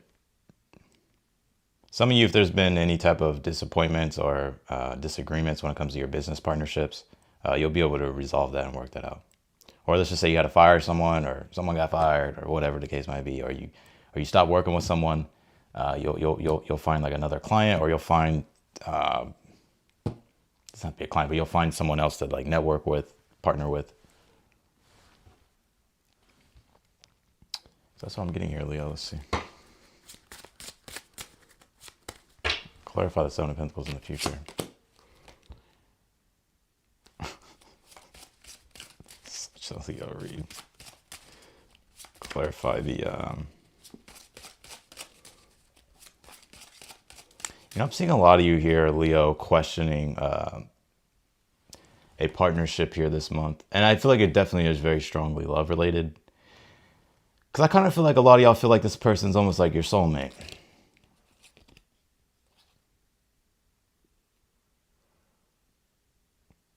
Because Juno can be like that.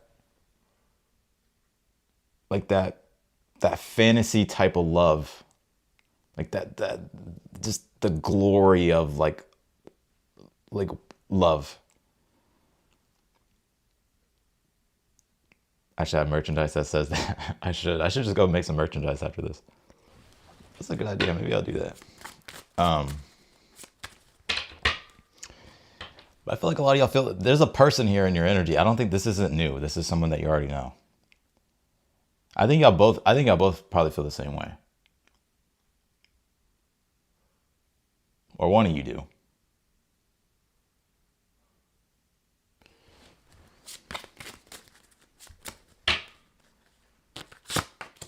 Look at that. Yeah, and you also have the Queen of Pentacles and the Ace of Cups here. But I pulled in the future position, you have the Seven of Pentacles, Seven of Swords here. I'm seeing some of you are you're gonna be rethinking like your investments. I feel like a lot of you are gonna be like looking. So I got a different message here. I got different messages here coming through. I'll come back to the love thing. But I do see when it comes to like your money and like your savings and just like what you're gonna do with like your resources or just your money and stuff. The Seven of Swords is, I feel like you're gonna be revising things or relooking at things, maybe cutting back costs, Leo, or maybe it's like canceling out certain things, but also like trying to come up with a plan in regards to like what you need to do with your money in order for you to continue to prosper here. Whether it's like things related to like investments or whatever the case might be here. But I do feel like anything, like when it comes to money and finances, I feel like things will be good here. Queen of Pentacles, Ace of Cups. I actually feel like if you've had any setbacks, I feel like you're about to have a very strong bounce back. So I see you feeling like fulfilled and at peace and feeling secure here with the Queen of Pentacles. But back to the love message here.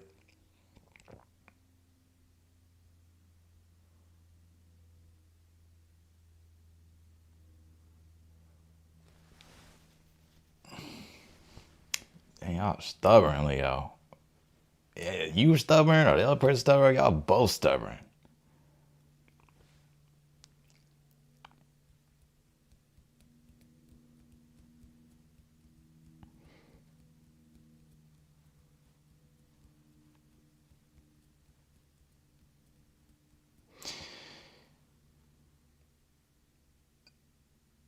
Guys, this is what I see for March. I feel you're going to be really kind of re-looking at the situation and trying to figure out how to go about it. You're being encouraged to have patience, but also with the Queen of Pentacles, Ace of Cups, though, I feel like there's a lot of love in the situation. So some of you, this could be like the restoring of things, if that's what you want. If you don't want it, you don't have to go off on me. But that's what I get.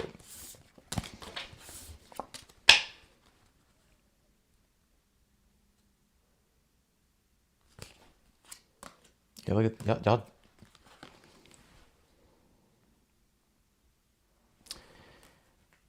So there it is.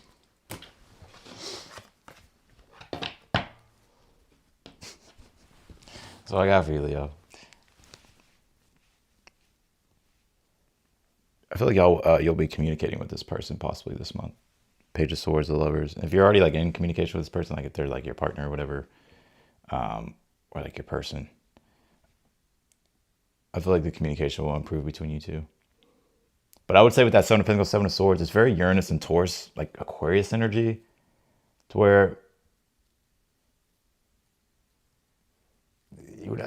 it's kind of like letting go of the rigidity. Like there's a lot of rigid energy, especially when it comes to like the way you may think things need to be, Leo, or the way they think things need to be.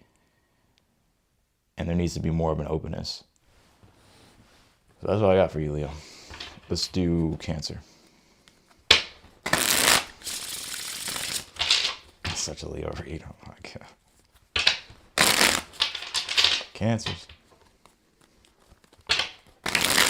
I figured I would do uprights for the monthlies. I've been doing reversals, but I figured I'd do the uprights for the monthlies.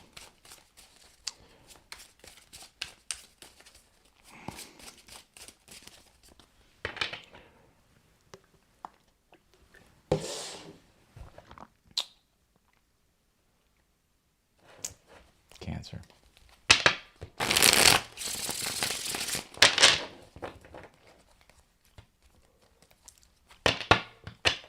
Some of y'all could be going on a cruise.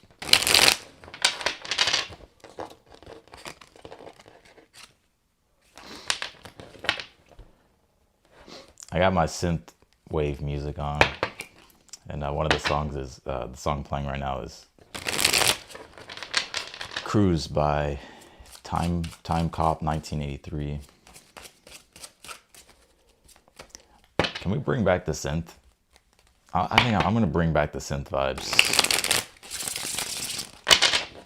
I'm bringing back the synth vibes. Let's see.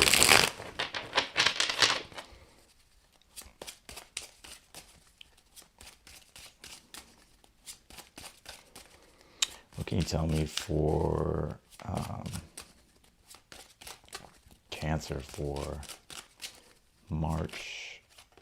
Yeah, the Magician.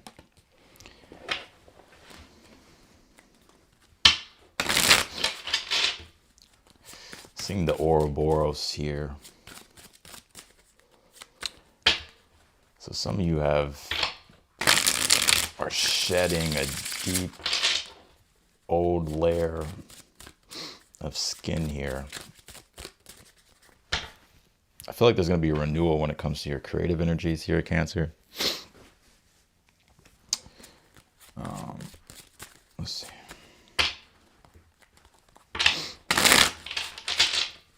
What's in your current energy? Let's see. You have the Hierophant. All right, let's see here.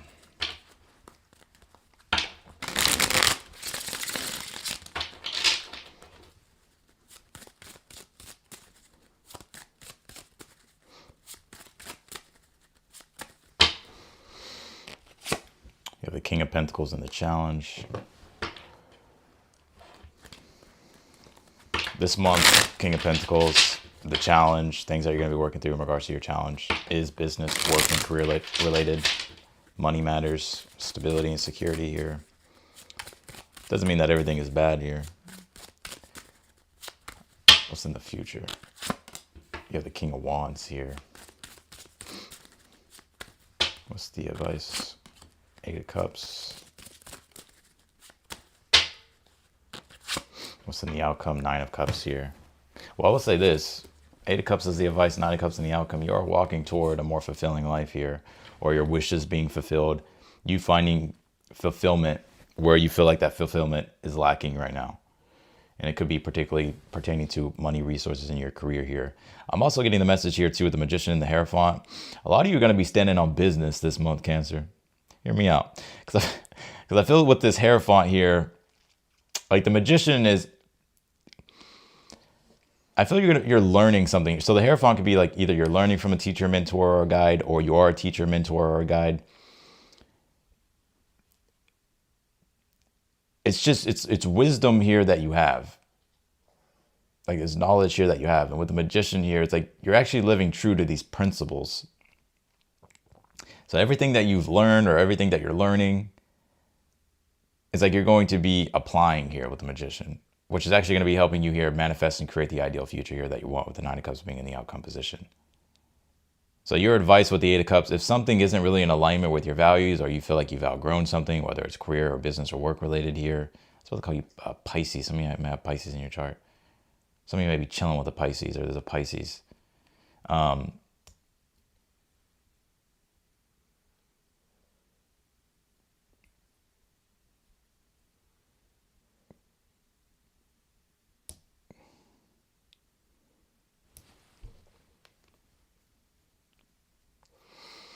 If you feel like something really isn't adding to the quality of your life, I feel like you're being encouraged to walk away from it. I was about to call you Pisces again, Cancer.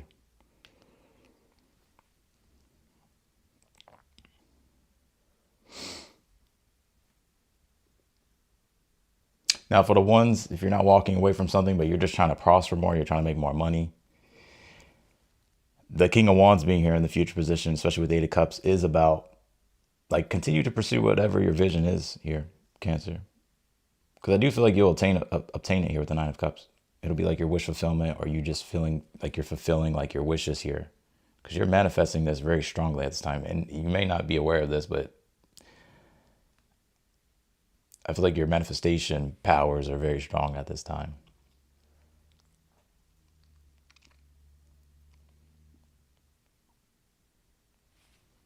Let's see.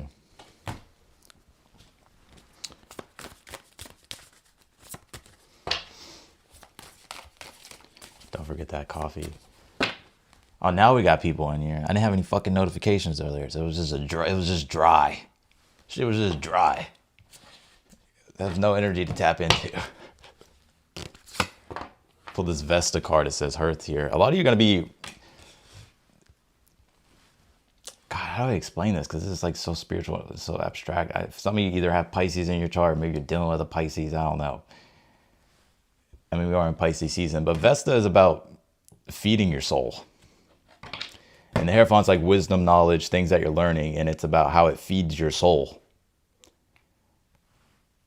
That's why the Hierophant deals with like the sacred, so it'd be sacred text, all that type of stuff. It doesn't have to be that. It's just whatever it is that you're learning. It's like feeding your soul. You're gonna be noticing this month. It's gonna be feeding your soul. That inner fire. And if that inner fire hasn't been there, I feel like that's about to switch as well this month, especially for you, Cancer, because Jupiter does come direct in your sign this month. But it's like, because you're feeding your soul with this Magician for the overall energy here, it's like now you have all this energy to channel and create with. And everything that you've been learning is like now you can apply it.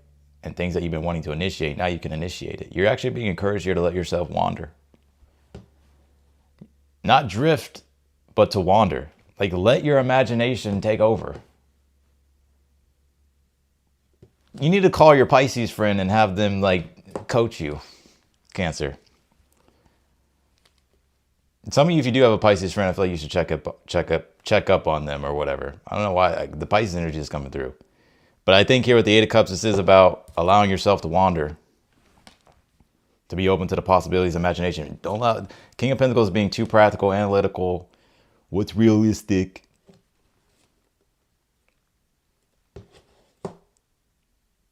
The Eight of Cups is open up your imagination. King of Wands is, especially when it comes to your vision, understand that now's the time for you to be confident, to step into your authority, and to trailblaze your own path here. King of Wands, like, he is the entrepreneur of the deck, but like, if the King of Wands wants something, he's going to fucking get it.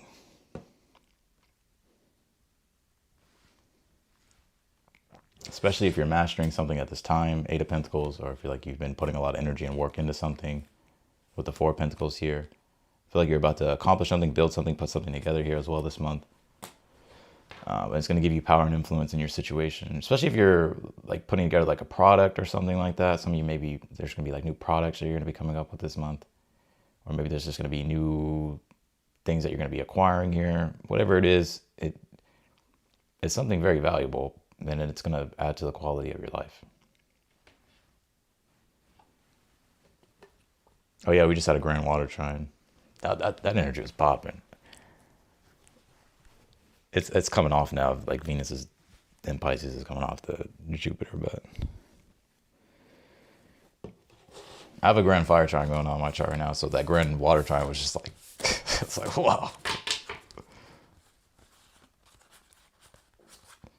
So that's what I got, but I do feel, even the Nine of Cups being in the outcome position,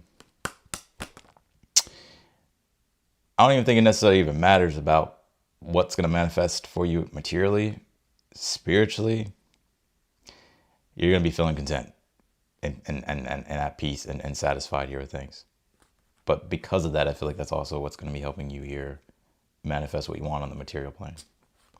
So that's what I got for you, Cancer.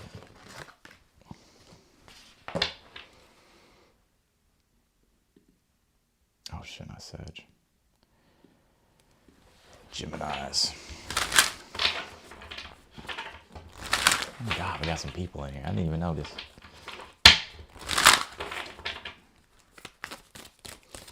Let's do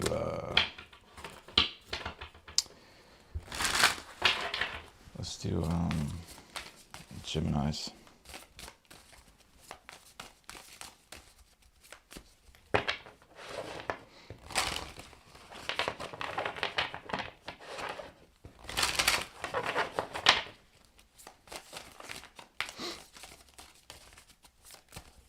Gemini, the reading I did for you was actually pretty funny. The March monthly, I would go watch that if you haven't watched it yet.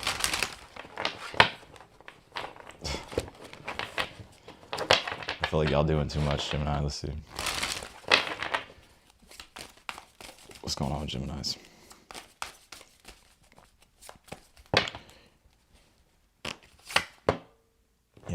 Yeah, isn't that hilarious? If you have not watched your March reading, go watch your March reading. Because the whole emphasis on the reading was the Sun card, and you pulled the Sun astrology card here. But I said in your monthly reading that I was like making a joke because I was like, Geminis feel like the whole world revolves around them, and I was like making a joke. Let's see if it's the same before I continue on. But I highly encourage you to go watch your monthly reading if you haven't seen it yet. What's the overall energy here for Gemini? You have the Five of Wands here. I feel like some of you are going to have haters here this month. What do I mean by that? With the Sun card, by you being authentic here, Gemini, and just expressing like your light, just being who you are, it's like you're letting your personality come through. The Five of Wands, I don't know why I see you triggering people here, Gemini. I'm also feeling too like people are gonna want to compete with you. So if you kind of pick up on the vibe of why is this, you're gonna probably pick up on the vibe here this month of like people wanting to compete with you, and you're not even really trying to compete like that. Now, Five of Wands dudes, like you could be frustrated and maybe you're at odds and there's disagreements in a situation.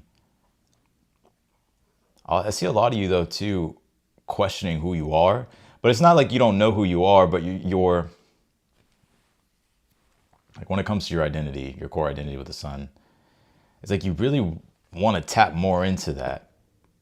And you may be frustrated, like whether it's your self-expression or I kind of feel for Geminis, like I'm gonna be honest with you, I feel like either you're gonna be standing out or you kind of want to stand out. Like the Sun card is like, don't be afraid to take up space, like let your light shine this month.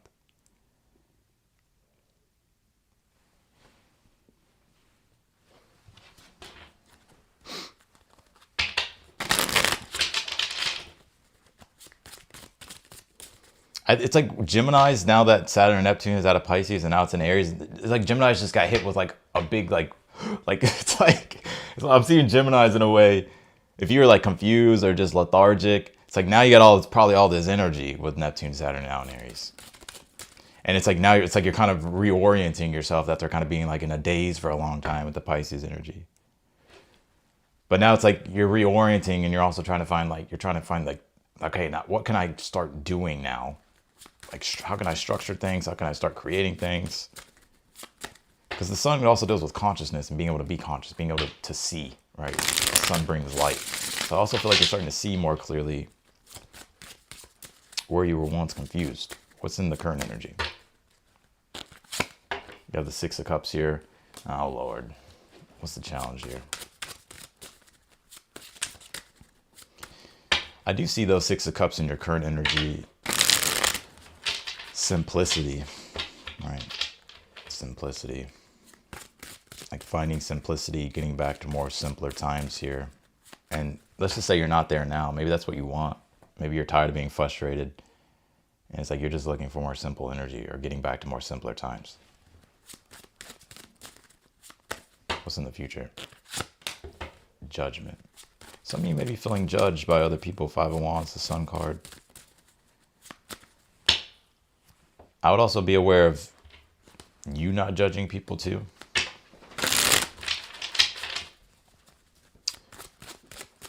Hold on, let's see what's in the future.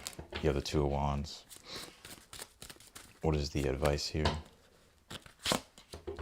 The Empress.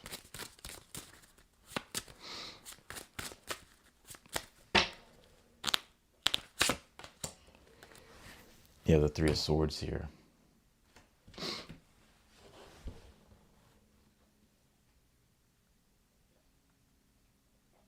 Can I say something, Gemini? if you're dealing, like if you've had a breakup or there's like a past person here or a situation that didn't work out here, I feel like you're frustrated still about it. I have multiple messages here that we're about to get into, but I kind of feel like you're frustrated about it. And it's like, I get here that you're trying to, whether it's like forgive yourself or forgive the person, but also, you know, the Six of Cups can connect to the past memories, nostalgia, judgment being in the challenge. It's like the challenge is getting down to the bottom of the situation, especially with the Sun card. The Sun card brings illumination and it brings light. So it does with clarity and truth. And it's like you're trying to shed light on the situation or trying to find the answers to the situation. But I kind of see with this Three of Swords that it's like you're having to like let it go. And I feel like that's the heartbreaking part about it. And some of you, it's because you know the truth about a situation. Oh man, should I go there?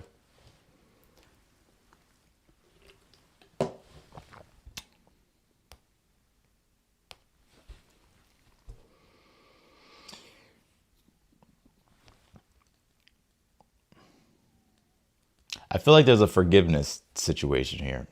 I don't know what happened, but it's like, you know, the Sun card is like where things were either exposed or you just know the truth about something, or there's something about the situation that needs to come to the light, but it's not for some reason. And I think that's what breaks your heart about it. And so it's like you're having to move in new directions here with the Two of Wands in the future position, but Three of Swords like having to let it go.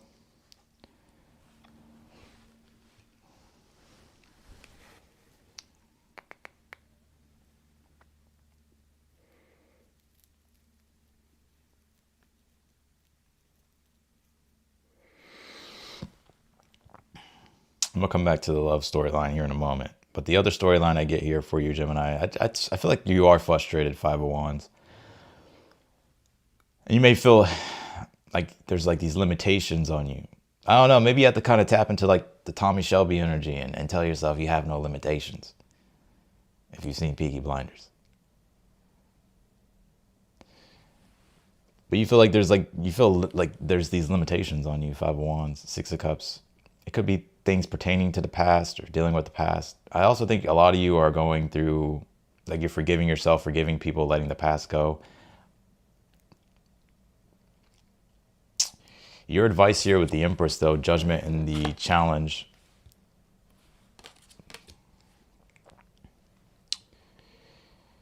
And also to anything that you're trying to like create in your life at this time. Like let's just say you're frustrated, you're trying to create things, but maybe you're experiencing delays or you're just like you feel blocked or whatever. Like the Empress, as the advice says, is a reminder that creation is not always pleasurable. Like sometimes it is very painful, but it's always worth it. So I wouldn't give up on what it is that you're trying to do. And with the Two of Wands here, if there is anything new that you want to create, the Two of Wands is about moving forward with new plans. So it's like, if you believe you can, you can. If you believe you can't, you can't. Because the Five of Wands is like, it's showing you limitations. Whether it's like inner restrictions or it could be external restrictions, it could be both. It's just frustration. It could be an obstacle, but it's not an obstacle that's going to last forever. So the Two of Wands, like if you believe you can, you can. You believe you can't, you can't. And I feel a lot of you are trying to be happy too, but there's something in your energy. It feels like it's something from the past, and you're trying to let that go. Or maybe you want to reconcile things too, but ultimately you're just trying to figure out the situation so you can dissolve it out of your auric field.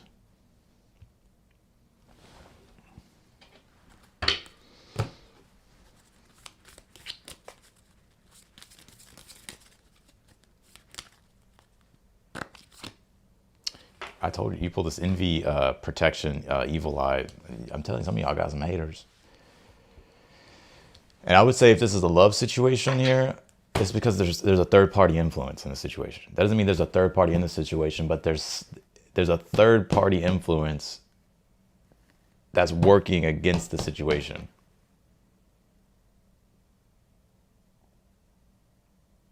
I don't know, maybe their friend doesn't like you or something like that. Or maybe there's another person in the mix, which I don't really pick up like another person really. It's more so like just something external.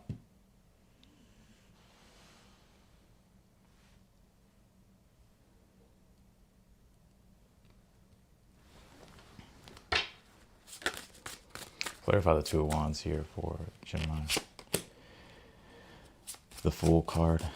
Clarify the Three of Swords in the outcome. The Two of Swords, yeah. So I feel you're going to move on from something here. I feel like it does break your heart at the end of the day. But I feel like, you know, that's the only way that you're going to heal and find happiness here with the Sun card, Six of Cups. You do have the Two of Wands, the Fool card. I see you letting it go, though, and opening yourself up to new experiences. But yeah, there's a third party influence in the situation if it's a relationship. It doesn't have to necessarily be another person, but it could be like their friend don't like you.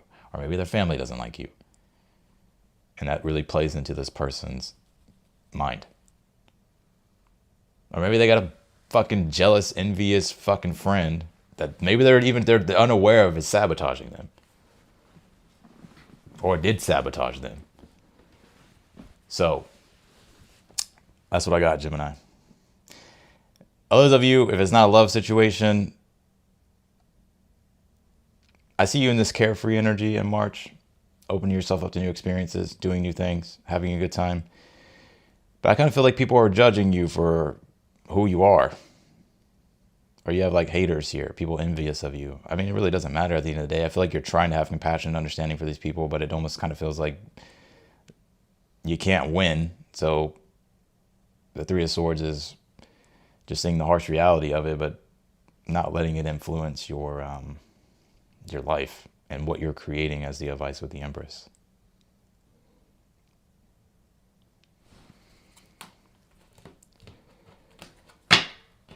That's what I got for you. Damn, Gemini. So let's go to Taurus. But the good part about your reading, Gemini, is like I feel like you're going to be feeling like yourself again with the Sun card.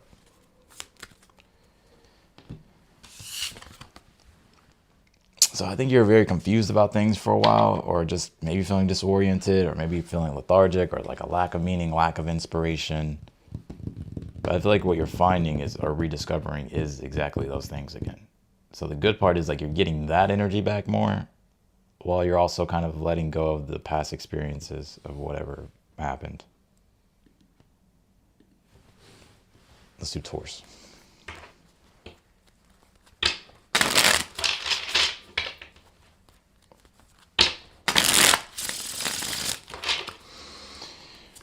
What's going on with Taurus?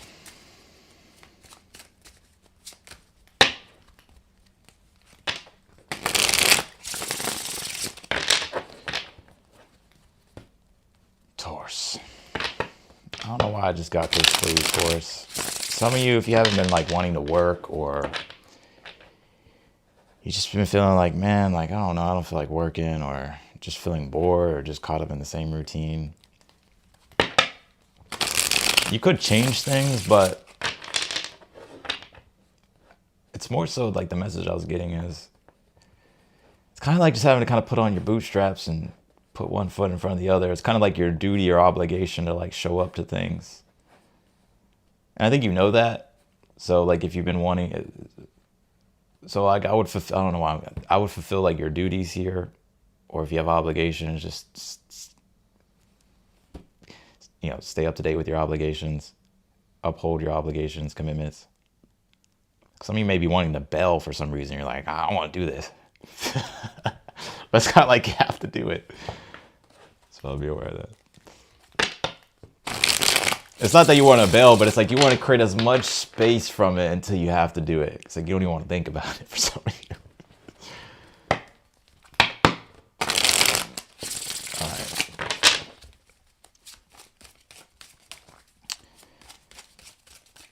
I feel you though, Taurus. I was in the shower today and I was like, you know what? I don't even care about feeling motivated anymore. I was like, it's just my duty to do these things. Like,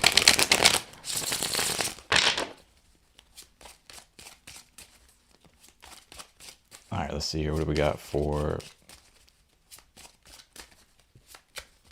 what's the overall energy for Taurus? We have the Ace of Pentacles. You got something new brewing here.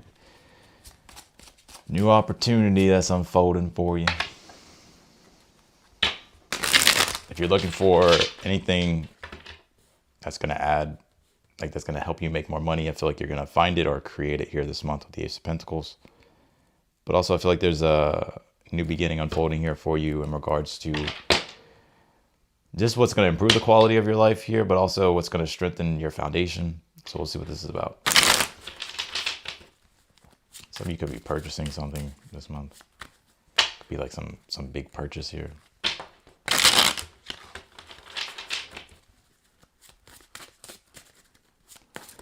Can you tell me for Taurus here? What is the current energy here for Taurus? Five of Swords. You've had enough, that's for sure. You know, I see a lot of you tapping into this energy of, you know, the Five of Swords is victory at all costs, wanting to win at all costs. Is when you want to win. You may have this chip on your shoulder, like you have something to prove, Taurus. But I feel like you've also just had enough and you're ready to prosper in new ways, create new things. I feel like some of you got like this little attitude going. I'm joking, but yeah, I think you've had enough. What's the challenge here, Taurus?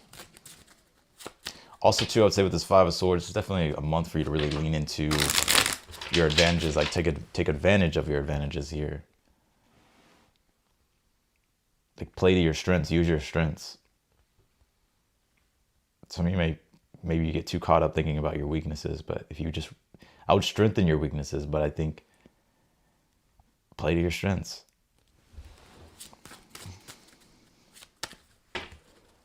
What's the challenge for Taurus this month? You have the Fool card here. Some of you may feel like a fool, or you feel like you got played or something. Damn, Taurus. I would be aware of being reckless, though, with the Fool card and the Five of Swords. Maybe you might do something, say something, and then you'll regret it later, or you'll be like, fuck, I wish I would have done that, I wish I would have said that. I think, though, just in general, that I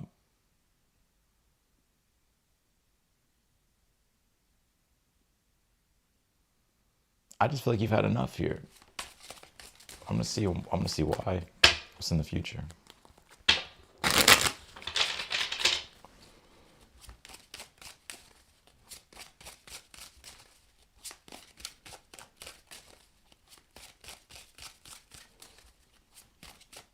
What's in the future? Queen of Cups. What's in the outcome here for Taurus?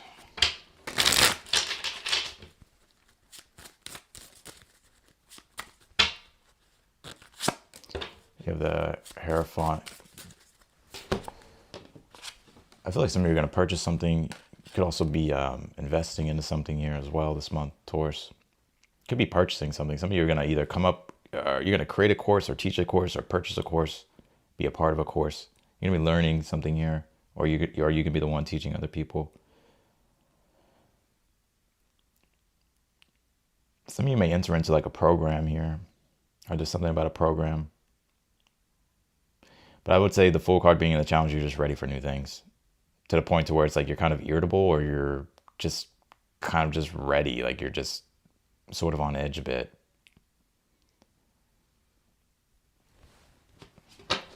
What is the advice here? You have the Emperor here. I would say now's the time to take things into your own hands, especially if you've had enough. All right, Five of Swords, the Emperor is... I kind of see you having this chip on your shoulder here, Taurus, this month. But I would say this is definitely, especially with the Ace of Pentacles and the Emperor, like this is the time for you to actively build and create what it is that you want. So if you want to make more money, find a way to make more money, right? So, or if you want to make changes to your business, or if you want to create a business, or if you want to create products, or if you want to move, or whatever the case might be, like now's the time for you to take full control over your life here. That's the Emperor. It's like taking things fully into your own hands. And I would feel like that's the test for a lot of people with now, because everybody was excited for Saturn coming to Aries, but it's like, I don't think it gets any easier. I think it just gets kind of just brings like an urgency to things. Where it's like you kind of have to start making choices and decisions in regards to how you're going to give definition to things. So whether it's career, work, money, business.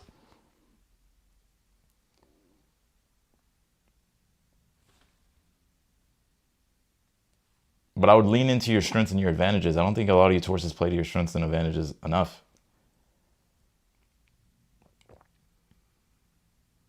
And I also feel like you have the advantage in a lot of situations here. So it's like taking advantage of that. Why the Hierophant here in the outcome? You have the Knight of Swords here. Clarify the Queen of Cups here. The Six of Swords.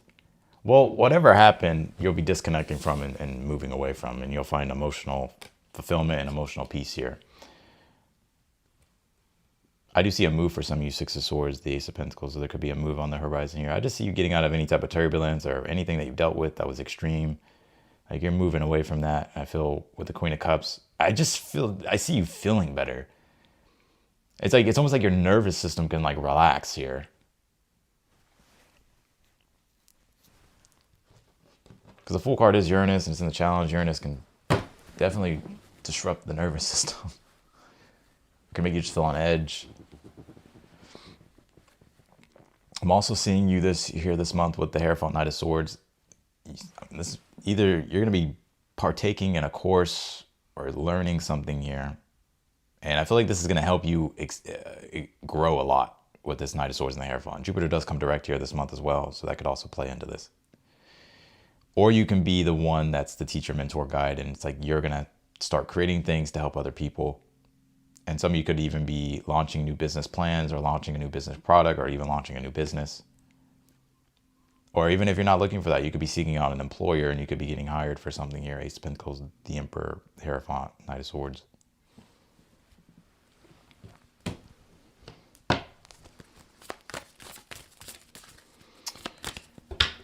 Taurus. Oh, damn.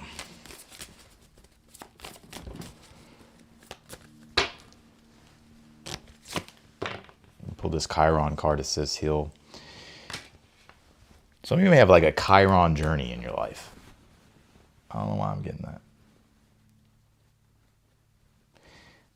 It's where it's like you're on a healing journey. It's like you're a healer. So you're healing in a lot of things in this life, but you're also helping other people heal. But I would say with this Five of Swords here that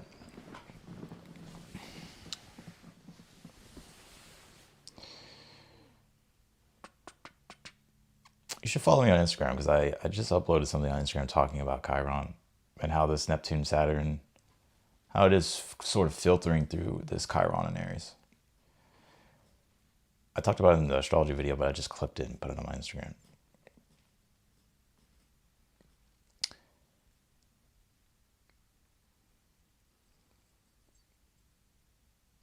Yeah, some of you may be feeling like you were the victim here of a situation, and so it's like you're disconnecting from that and finding healing. Or you're just getting out of a situation here that just was not good.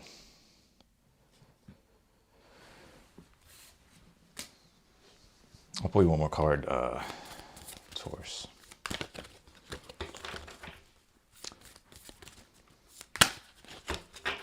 Oh, well, can I pull you another card?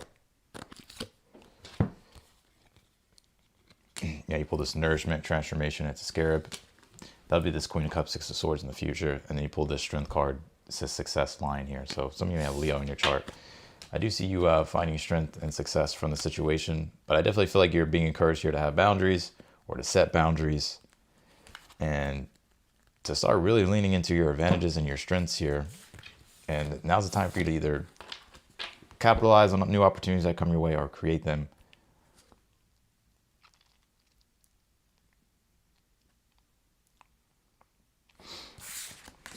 I feel like some of you have like a Chiron journey in life. Like, what do I mean by that? Like, it's like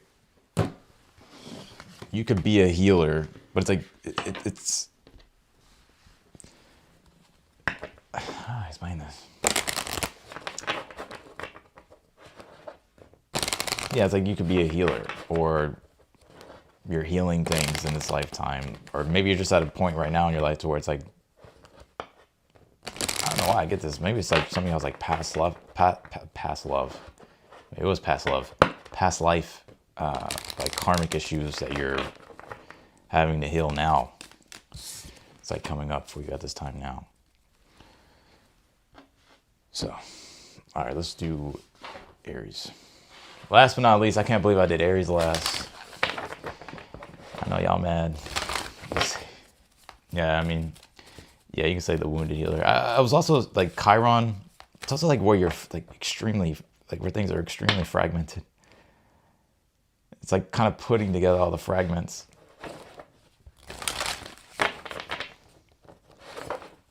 Or whatever was fragmented, right? Let's do Aries here. Then I'll answer super chat questions.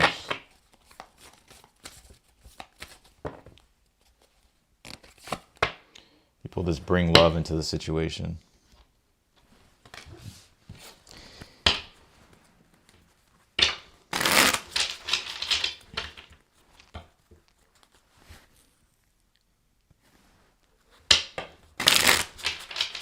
What is the overall energy here?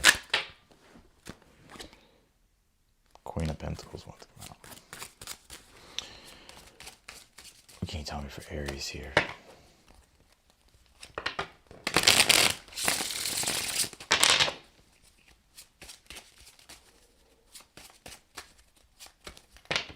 What's the overall energy here for Aries? You have the Death card.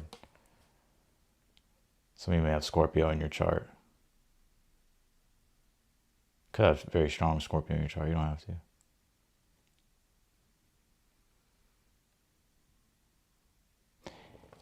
So I'm gonna say something, Aries. I get this. So it's almost like you have this amplification energy going on for you at this time. So whatever you say or do is like you can amplify situations for good or bad. So I feel like by you pulling this bring love into the situation, I feel like if you bring more, then you can do whatever you want to do at the end of the day. But I would bring love into the situations or try to spread positivity. Aries like, I ain't doing that soft ass shit. But I kind of get though that to make your situations better here, it's like if you focus on positive or being more positive, it's like you have this, it will like amplify that. But I'm also, and I think also too, with Neptune, Saturn kind of being in your power, it's like kind of how you use power responsibly. Like Saturn does bring consequences to those things. So, because I kind of feel like Aries are like the bosses right now in the astrology.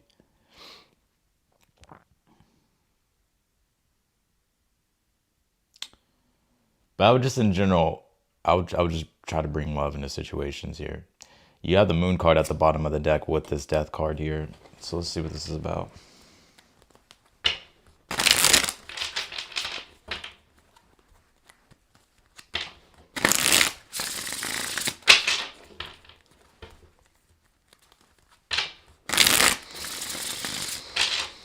What's the current energy here for kind of like Sally and Nightmare Before Christmas? Not really. I love that movie.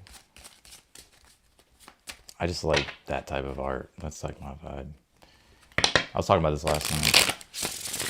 Like the new Frankenstein, like Guillermo's work.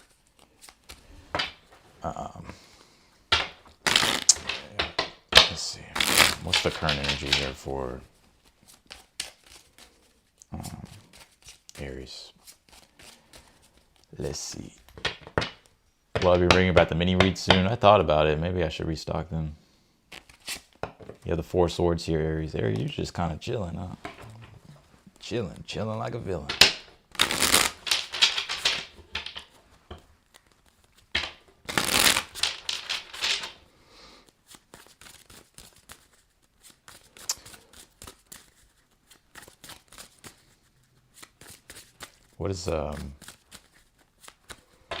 What What is the challenge? You have the King of Swords here.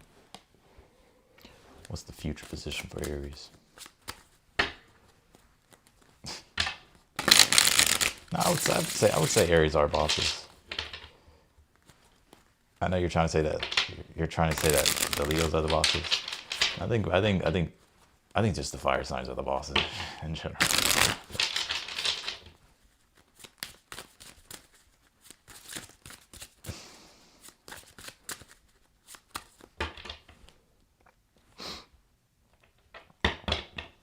What's in the future position for Aries?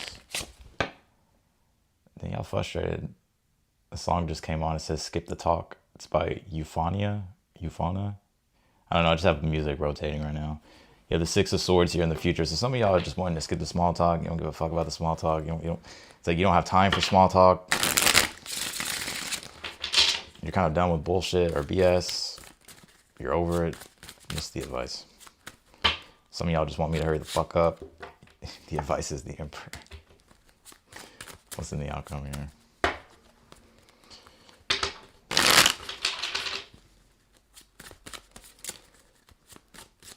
What's in the outcome for Aries? The Eight of Swords here. The Devil. Oh, it's the Devil, mama. Hold on, Aries.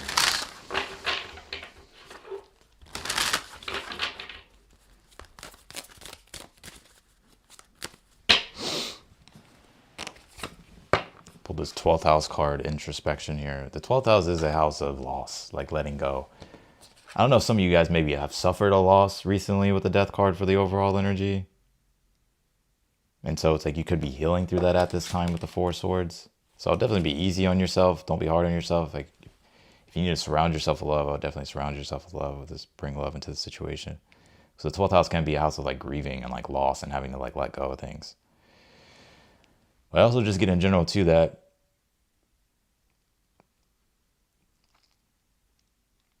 kind of clarify this Devil card or the Death card here. Foosball is the Devil. Yeah, Two of Wands.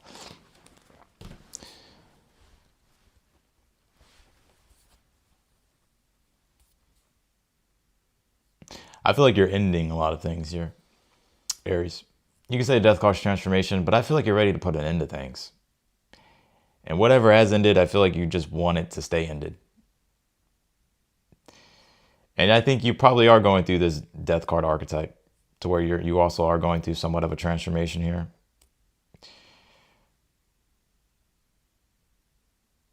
I see some of y'all kind of just being kind of upset about something. You have the Two of Wands here also clarifying the reading for the overall energy. I think it's time for you to move in new directions. Two of Wands is like moving forward with new plans, letting go of the past, especially the 12th house can be things that still bother you or just things that are kind of, 12th house can deal with the subconscious, unconscious.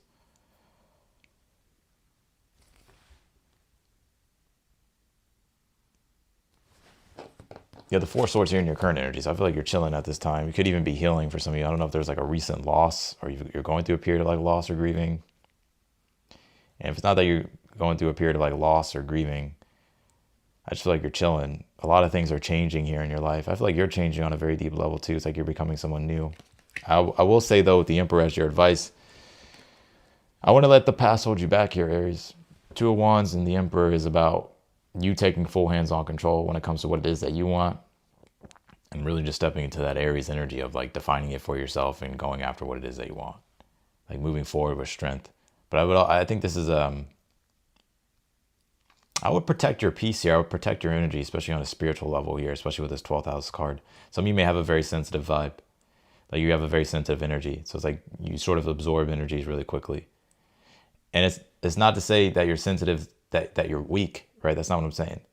But you may just be sensitive to energy. So it's like you kind of need to be aware of like what you let into your space with the Emperor and the Four of Swords. King of Swords is in the challenge position here.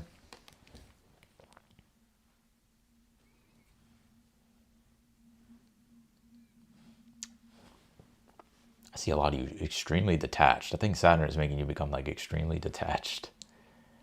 Maybe kind of like grumpy, Aries.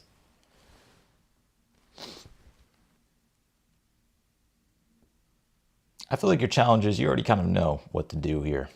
It's just about doing it.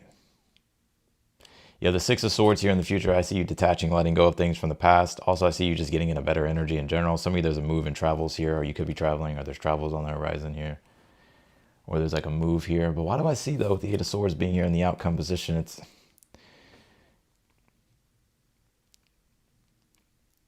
Some of you, there needs... I'm going to be honest with you, Aries. So that way you don't like repeat something here, Eight of Swords, or like sabotage something, or... The 12th house deals with the subconscious, unconscious. It's like your patterns, and you're unconscious to it. The Eight of Swords being here in the outcome position, it's saying the same things. Like you may not be seeing some of the things that you're unconscious about. And so with the Death card being here, whatever needs to, especially with the 12th house, whatever needs to be like re-looked at, so that way you can like disconnect from it and let it go. I would try to work through whatever this is, because the Emperor sometimes as advice is,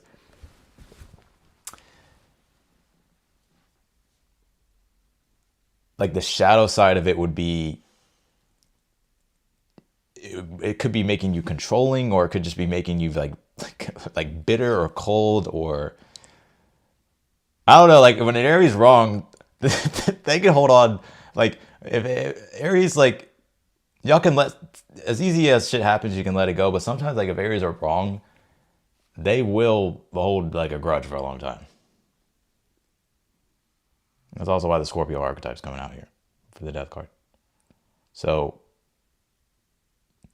I'm not saying you don't have good reason for it, or whatever the case might be, but I kind of feel like whatever this is, it's still like, it's like kind of blocking you from let's see, what is this? Clarify the Eight of Swords.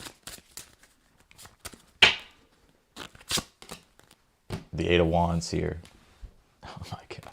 Why do I see some of you Aries just like going off?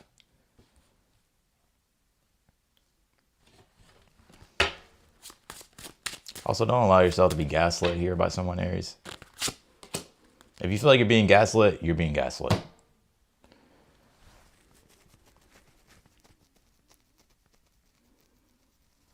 I did start with Pisces. I'm almost done.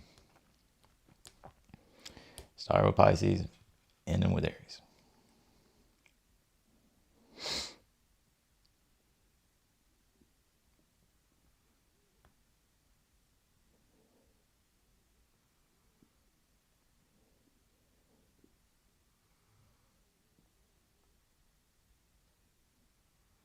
I feel like there's something here like in your energy, and it doesn't even have to be dealing with the past person. It could just be something that's just like 12th house is like what you're just unaware of.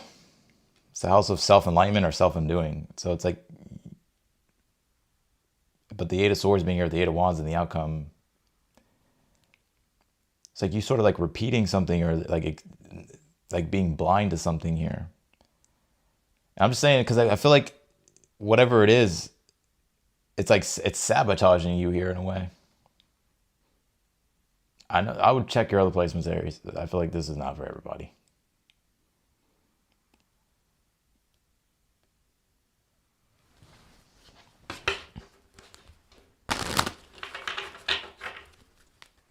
Some of you may be trying to move on from a person too, or like let go of a person, or maybe trying to break up with a person here. But it's almost as if they ain't letting that happen.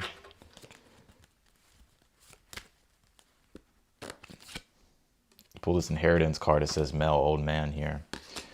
All right. So, and you also have luck, money, and coins. So you do have money coming your way. Here, I'm going to sum up this reading, and then I'm going to do super chats here.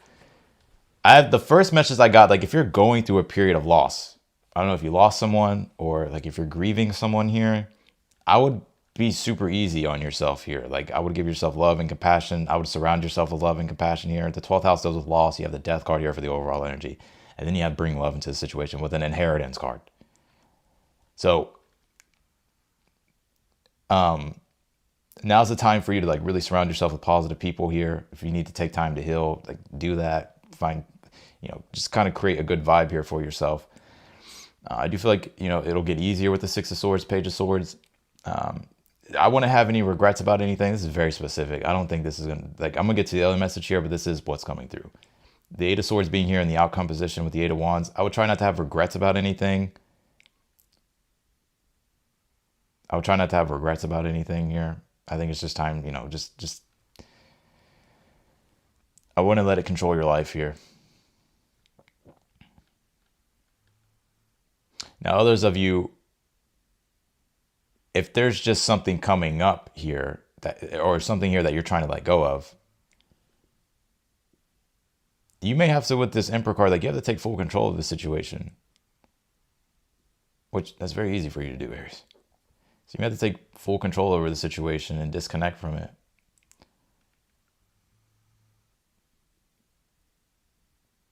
Because otherwise, I kind of see you in this situation here to where it's like you feel trapped.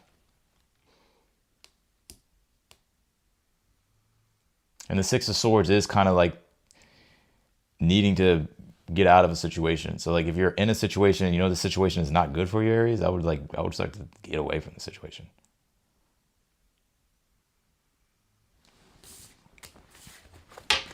So that's what I got for you, Aries. I'll check your other placements out. Those are very specific messages coming through. All right. I'm going to do super chat questions. And then also, too, if you feel like you're being gaslit by someone right now, Aries, it's because you are. So, no, you're not crazy. You're actually being gaslit. Or if you're like, why did they... If you feel like, especially if you're communicating with someone, like if you're communicating with someone and it's almost like they're saying one thing, but it's like you can understand that there's something. How do I explain this?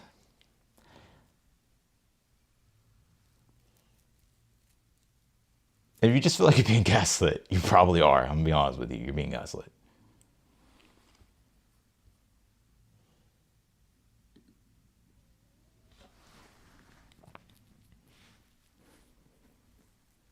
Or I just kind of get like a blame shifting type of energy. I don't like that shit.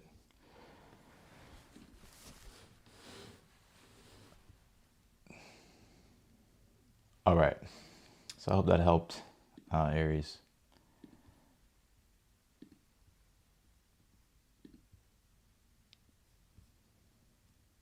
But some of you also, Aries, you have a very sensitive like antenna. So it's like you absorb a lot of energy, especially around like people you hang out with, people that you interact with. So you pick up on a lot. And that's why I feel like some of y'all are just kind of done with, you just want your own peace with the Four of Swords. I feel you, but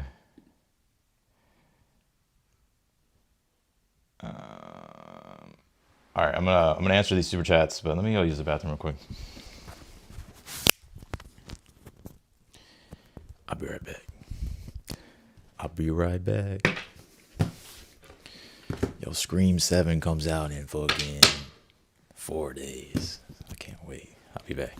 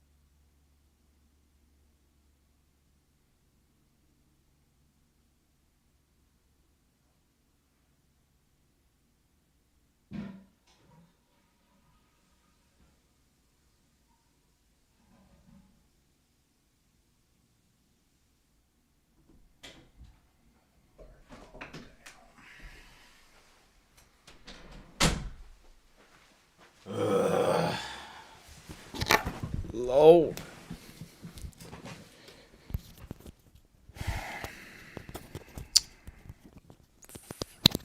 Shit. I'm gonna burn it all down. do it. What do we got for Super Chats?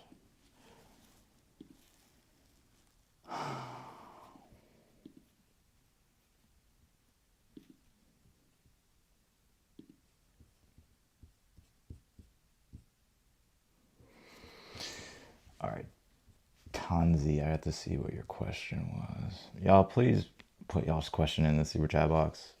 I'm not trying to be an asshole, but it's like, please read the rules and follow the rules.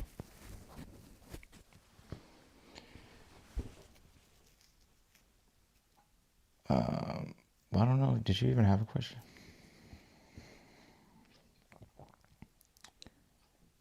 Tanzi, I don't know if you just sent a Super Chat. If you just sent a Super Chat, then I appreciate it. Thank you. But I'm not sure. Did you have a question? Let me see. Oh, yeah, you did have a question. I got you. Austin, I am a Pisces Sun, Cancer Moon, and Scorpio Rising. I have been feeling a shift, but also so lost career-wise. Please advise. I have an MBA, but no job coming through. Okay. Can you tell me for Tanzi?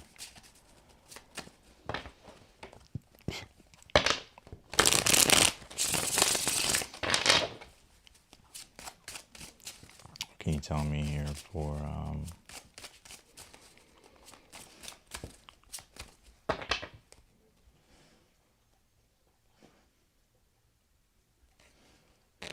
Tanzi? 8 of Cups. The Chariot here. You have the Ace of Pentacles at the bottom of the deck. Well, I will say this. You are in alignment and on your way to finding a opportunity for your work and career. So if you want confirmation, like if you're on like the right path or if things are going according to plan, I would say yes. I do feel like whatever your next job opportunity will be, probably, I don't know if you'll have to relocate or move. If not, I just feel with this 8 of Cups and the Chariot, you're about to find something here. I think with the 8 of Cups, it's okay to kind of feel like you're wandering a bit. We are in eclipses, so a lot of things are outside of our control. Of course, take care of the things that you can control, but with the Chariot, just keep using your willpower to move in the desired direction you want with career, like stay on top of things. You'll find something here pretty soon. It may require for you to relocate or travel or move.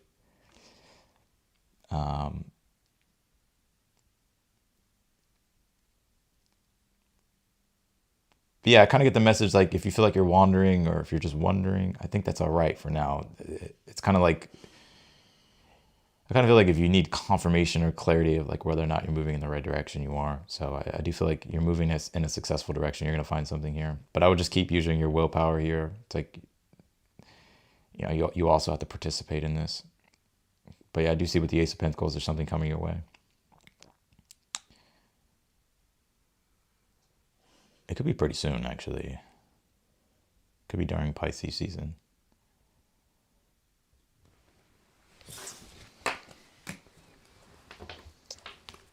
So that's what I got for you, Tanzi. Let's do Jamie. Hi, Austin. I feel stuck when it comes to writing a book. I started and have the whole idea, but 3 possible ways to approach the plot. Any advice? What can you tell me here from Jamie? I feel stuck when it comes to writing a book. I started and have the whole idea, but 3 possible ways to approach the plot. Any advice?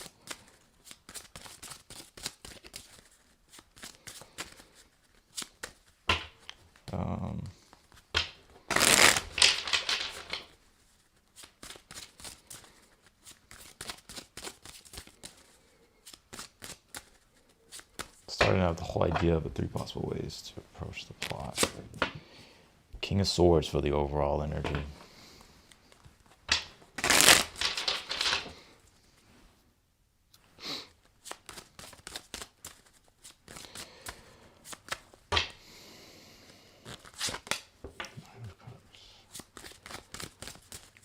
Well, I think one way to look at it is you're not really stuck. Like, you may feel stuck, but I think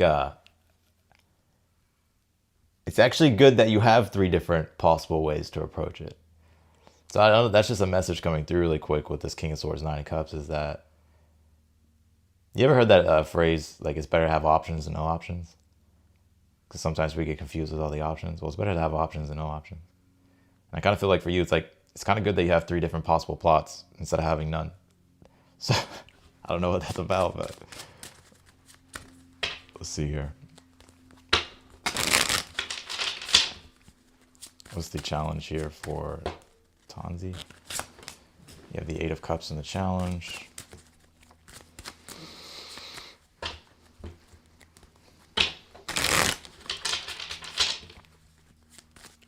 What's in the future position here?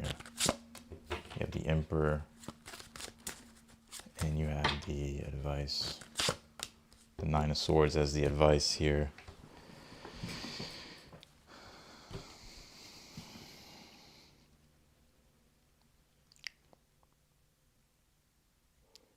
You know, this is the message that I get for you, Jamie. I'm going to read back your question. You say, I feel stuck when it comes to writing a book. I started and have the whole idea, but 3 possible ways to approach the plot.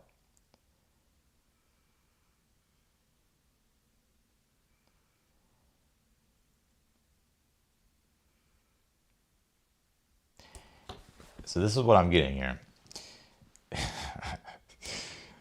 For one, the first message I got, it's good that you have 3 possible ways instead of none. But I would also say that the advice is, I would try not to worry and stress about it so much. And I kind of get the message, you should probably explore all 3. Or maybe narrow it down to 2. But if not, then you can explore all 3, or you can narrow it down to 1. And what I get here with this, in regards to your situation, is like you may need time to kind of sit on it and meditate on it, contemplate on it. So don't stress so much that right now about like needing to have it all figured out and like needing to have the whole story developed now. If you could kind of write all 3 of them, I don't know, maybe that'll take some time, but maybe it's like, maybe you don't have to, maybe it doesn't have to be like the full length. Maybe you can kind of write it out like rough draft style without it having to be polished or having everything in there, but just having what needs to be in there. So that way you can kind of just sit and meditate on the 3 plots and then seeing which one like you vibe with the most. Jamie, you do have the Emperor here in the future, so I feel the book here that you're writing will be successful. You also have a 9 of Cups and the King of Swords, so it'll be successful, and you'll feel like I kind of get you'll feel proud of like what you wrote, or you'll feel satisfied with it. I'm done with the signs. I've done all the signs. I started first with Pisces and I ended on Aries. But if I were you,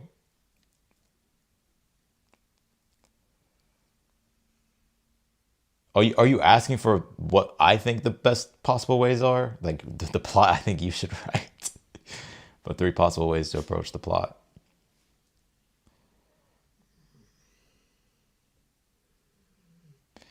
Are you in the chat, Jamie?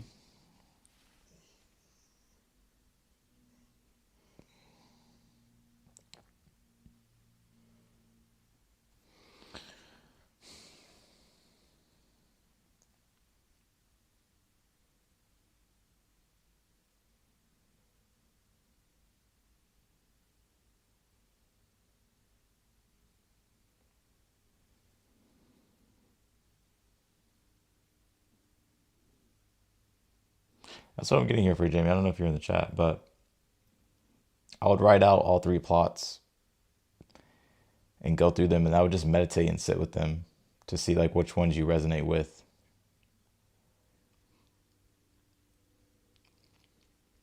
So I hope that helped.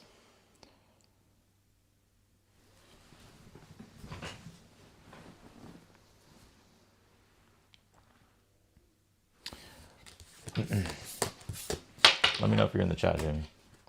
We'll go to the next question. Let's do Ann Walk. It's my Saturn opposition. What's here and coming? Leo, Ascendant, Aquarius, Sun. It's my Saturn opposition. What's here coming? Leo, Ascendant, Aquarius, Sun.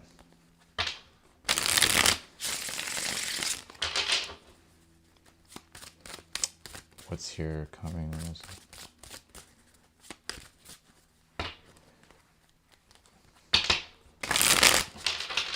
What can you tell me here for Anne? It's my Saturn opposition. What's here? Incoming. Leo ascendant. Aqua Sun. You have the Seven of Pentacles here.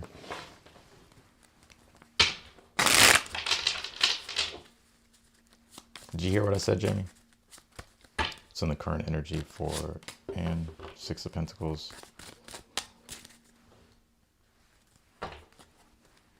Oh yeah, so Jamie, I would write out I would write out all of it. I would write A, B, and C. Like and I would just meditate on it and contemplate on it. Because it's not like you need to have it all like. I think it's like part of the creation process here. So I'd also be patient with it. But I kind of feel like you may need to sit on all three of them and like just look at them, explore them. And then I feel like your intuition will tell you like which one you actually want to go with.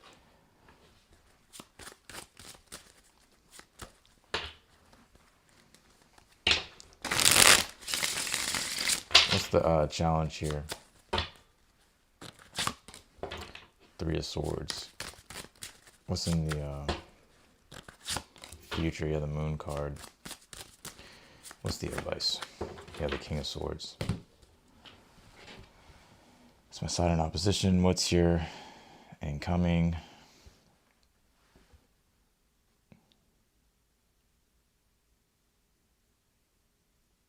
Well, I feel like you're going to have to start making decisions. You know, Saturn oppositions is going to put a lot of pressure on you to start making tough decisions. So Saturn's going to push you to be accountable and to be responsible.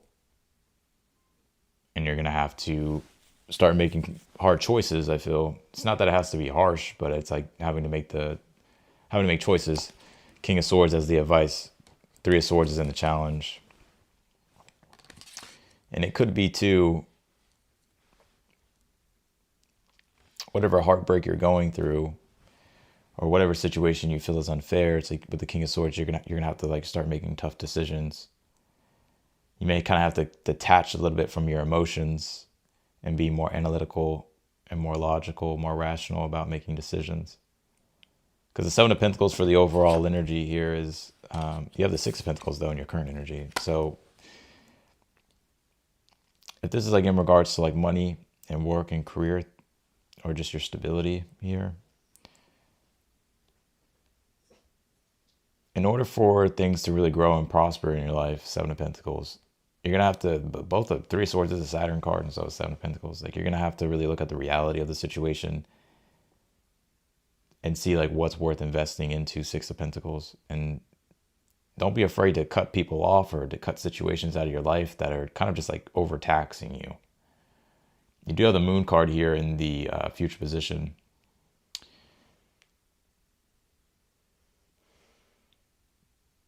Yeah, I kind of feel like you're having to look at the reality. Like, Saturn is going to make you look at the reality of things. It's like you can no longer kind of be, it's not delusional about them, or you can no longer escape them.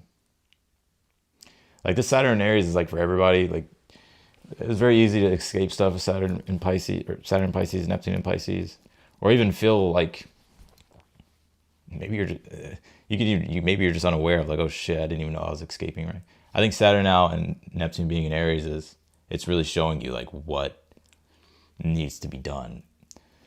It's like things you can't avoid anymore. So I feel for you, it's like having to really confront the things that maybe you've been avoiding and having to let go of them. Especially if it's been taxing you or draining you financially. Or it can be emotionally too. With the Moon card being in the future, it's more so like having to look at the reality of the situation. Like the Moon card, you can be lost in the illusions of things, or being selective about what you choose to focus on, but needing to look at the whole picture. So that's what I got for you, Anne. Let's do Jennifer. I need to keep a 3.0 GPA, but this quarter has been very hard. Will I achieve a 3.0 for this quarter? I don't know how much harder I can work.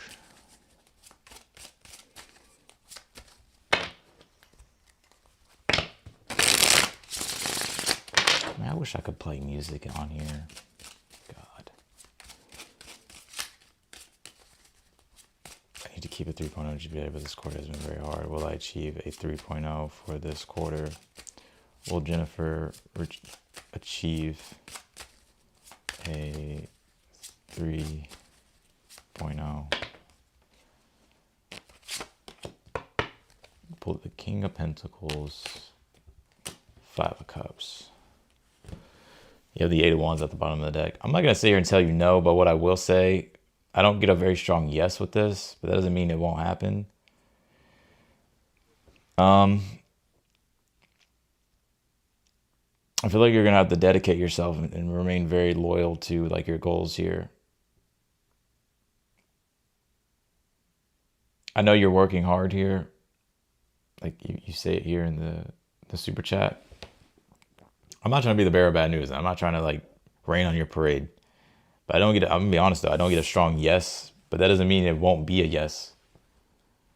I think there's more so like maybe like an emphasis here on like needing to really stay fixed and loyal here on your goals with this King of Pentacles.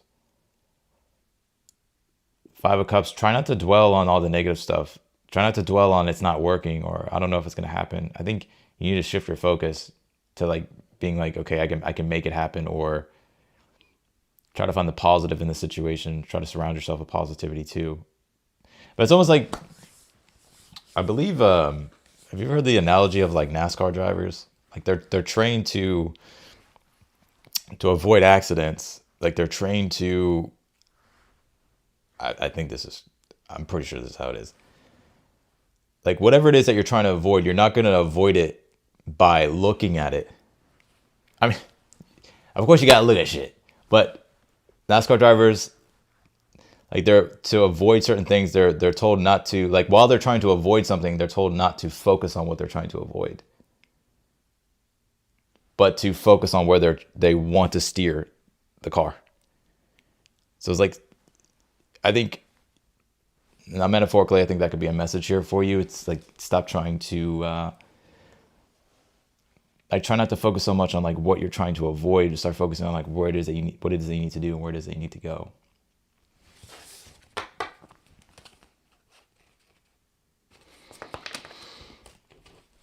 So that's what I got for you, Jennifer. Let's do, okay, I got you, Tanzi. Thanks, Tanzi. Brenda Smart. Disability, health, and problems. I don't trust their excuses. Rewriting my whole contract. I was previously caught. Tried to get rid of me after an expensive. Am I wrong or am I being deceived? I can't answer legal questions. I say this like a million times. So Brenda, do you have another question?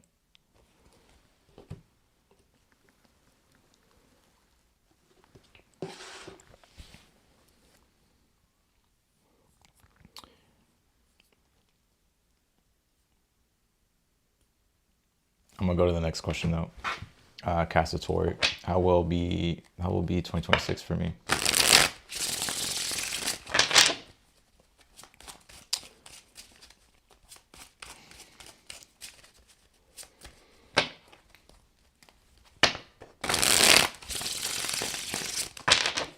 How will 2026 be for me? I'm not trying to be rude, but it's like I say this shit all the time. I say it all the time.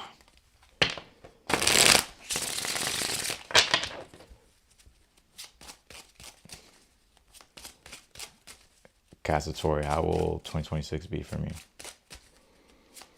What can you tell me for Cassatory? The Wheel of Fortune.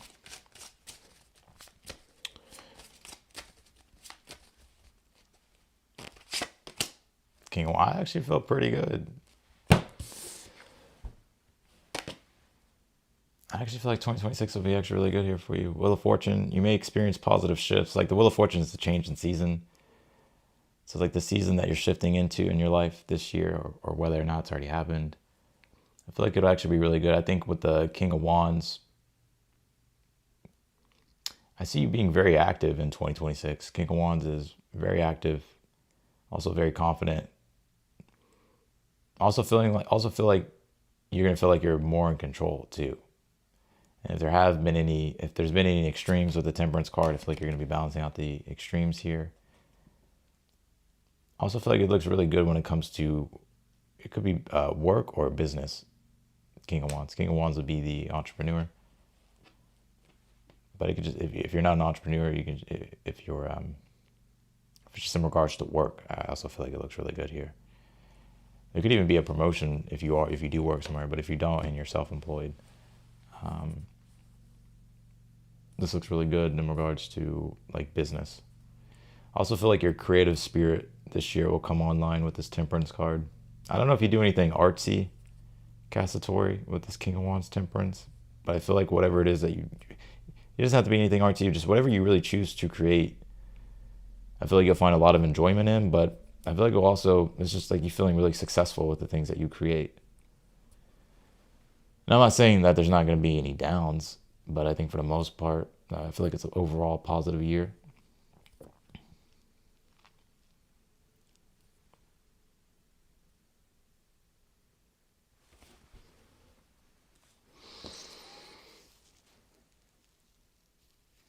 Is this moon on Uranus? Is that what I'm feeling right now? I feel like the moon's conjunct Uranus in the look. It so fucking is, man. I didn't know. It's exactly conjuncted.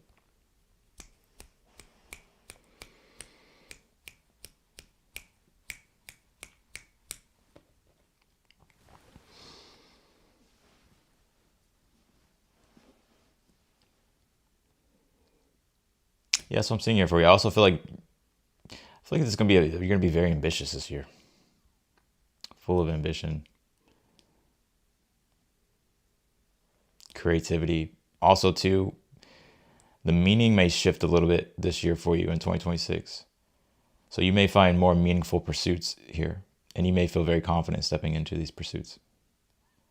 Like maybe 2025 wasn't the year, but I think 2026 is the year for you. So that's what I got for you, Casatori. Let me scroll up here.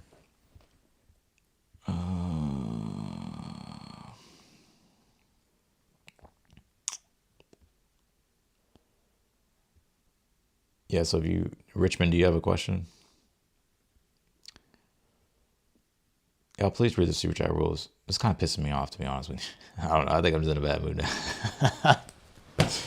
now. Read the super chat rules, because you have to put your question in the box. It's just annoying scrolling up. Like, if you're going to, like, please follow the rules. And the rules are at the top. I know it's Mercury and Pisces. And it's getting ready to retrograde, but fuck. All right, let's do CL.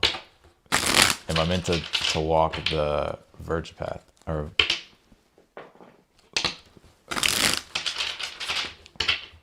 I don't know how to say that. Let's see. Vira path? CL. Are they meant to walk I think it's Vira path. Can you tell me for CL? Can you tell me here for CL? The moon. The world.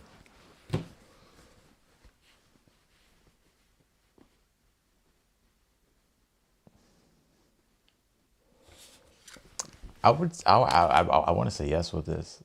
The moon card can be the path. It may be Vajra. Gotcha. Vajra. I would say yes. It may be a difficult path. It may be a difficult path, but I feel like it is a path though that you could learn a lot from with the moon in the world card. World card talks about lessons. The moon card's Pisces, so it deals with knowledge. It's just gaining awareness, right? So it's like deepening your knowledge, deepening your awareness. It may push you to kind of confront a lot of, maybe it's like things in your shadow, which would ultimately lead you to growth. But it won't be easy, I feel, here with the moon in the world, but it'll be worth it. But it won't be easy. So.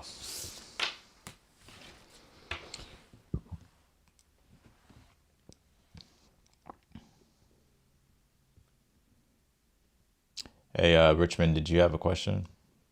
You can type your question. Juno. How she and I will end up. Are we going to end up in a solid relationship?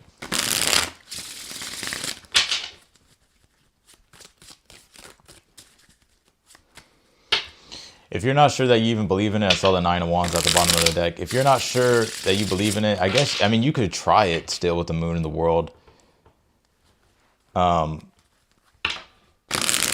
It's not that it's not right for you, or it's not that it is right for you. I think you would have to get personal experience. Like, it would be your own subjective experience with the moon card. The moon card deals with your own subjective experience. So you could try it. I feel like it will be difficult, but I don't think it's as rigid as you may think. Like, is this path meant for me? If it's not, you could try it. Either way, if you were to go that path, it would be difficult. You would learn a lot.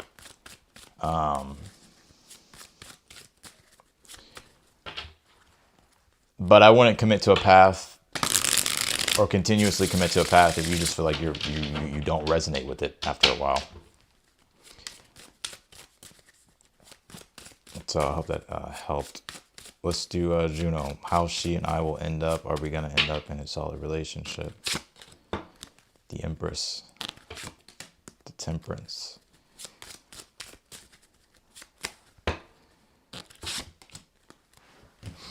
I would say, yeah.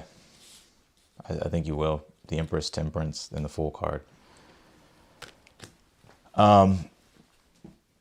Here's what I'll say.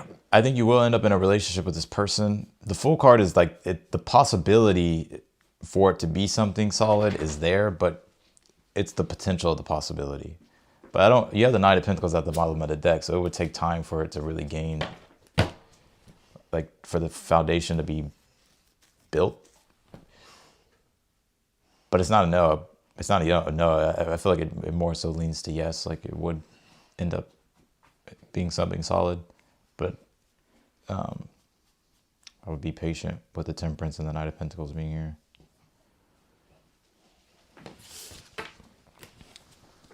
So that's what I got for you, Juno.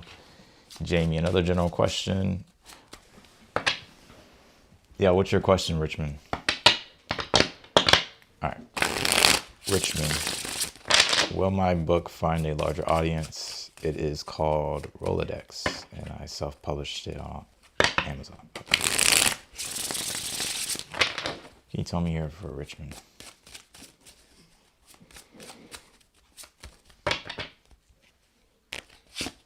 You have the 9 of Pentacles.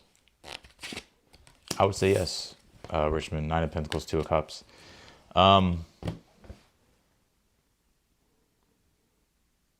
I would say, yeah, with the 9 of Pentacles and the 2 of Cups. I actually feel like it could do quite well.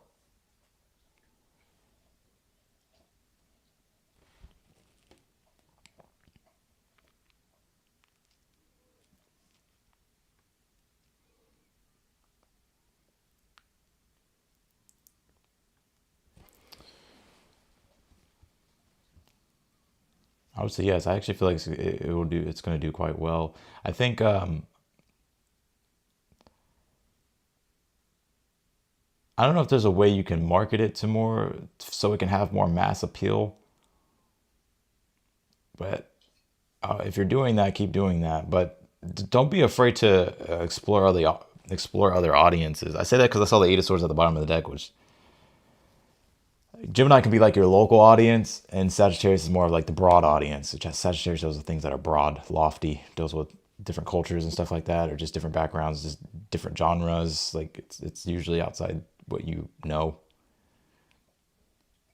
So don't be afraid to like open it up to different audiences or push it in different audiences. Even like audiences you think wouldn't really, I don't know, like you wouldn't really feel like it could resonate. It actually could.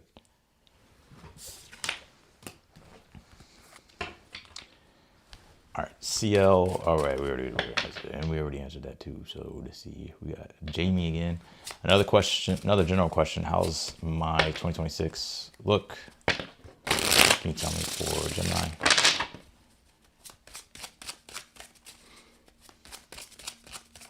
Can you tell me for Jamie? Another general question. How's my 2026 look towards Sun? Can you tell me here for Jamie? You have the Hangman, with the Ten of Wands.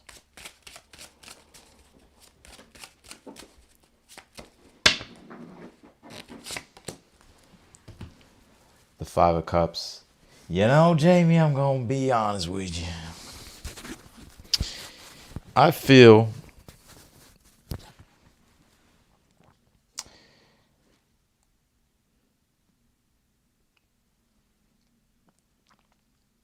this doesn't mean your whole 2026 is going to be bad, but I think with the Hangman, Ten of Wands, Five of Cups, I see you releasing or having to release or releasing a lot of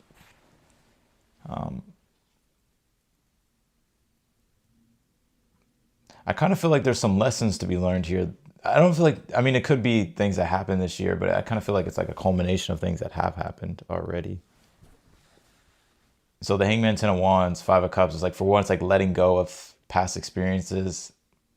Like sometimes the Hangman can represent like the dark night of the soul. So especially with the Five of Cups. So I feel like there's a lot of soul lessons here that you're learning at this time and going into 2026. That doesn't mean your whole 2026 is bad. But I think what the Ten of Wands is, there's something here that needs to be like learned, because the Ten of Wands is the burden of responsibility, the burden of choice. And it could feel like quite a burden, but it's like something here that like you need to learn or like get through. So that way you can come out on the other side. You know, it's like kind of paying karmic debt here in a way. Like the Hangman, Five of Cups is, I feel like there's something here that you're going to be like you're processing, like having to let go of is like some type of emotional attachment to the past or to certain situations, experiences. And with the Hangman, it usually takes some time. So the Hangman's Neptune, so it usually takes time to really assimilate new meanings. Like, so the Hangman he hangs upside down so that way he can get a different perspective. And so how he gets a different perspective is like he has to reevaluate all his experiences, and he has to assimilate new meaning to those experiences. Assimilate new meanings and new values to the experiences. Or it's more so assimilate new meaning to it, but having to strengthen your values. So the Ten of Wands is, you know, having to kind of do this inner soul work or continue to do this inner soul work.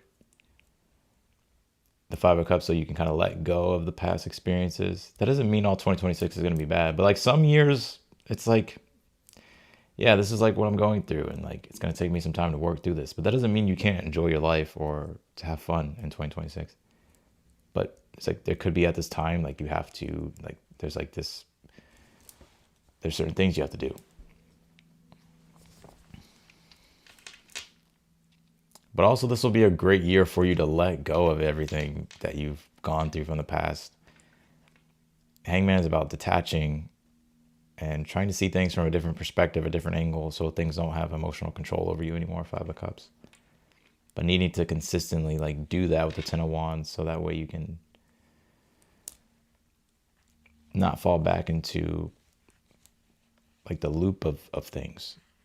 Like the Ten of Wands is like having to stay on top of kind of doing that work to detach and let it all go, so that way you can be free from it. I feel like money though, like Six of Pentacles at the bottom of the deck, I feel like financially though, you could be seeing improvements this year. But it's definitely like something spiritual going on here. Spiritual, emotional.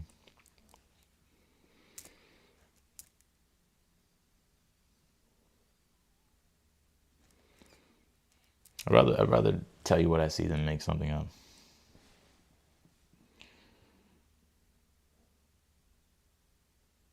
So.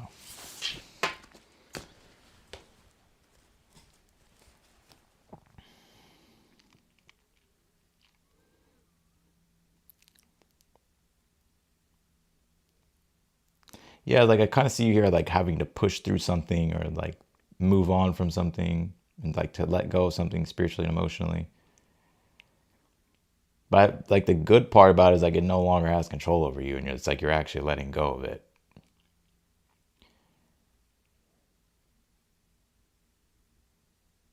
But it's like it's sort of like this natural process that's kind of taking some time. It's gonna be worth it though. But I think the way you can speed this up, Jamie, is like not to have regrets, or to try to like not to have any regrets or get lost in the past. Like I would try to actively work toward building the new ideal future with this Ten of Wands, Hangman. So that's what I'm seeing, Jamie.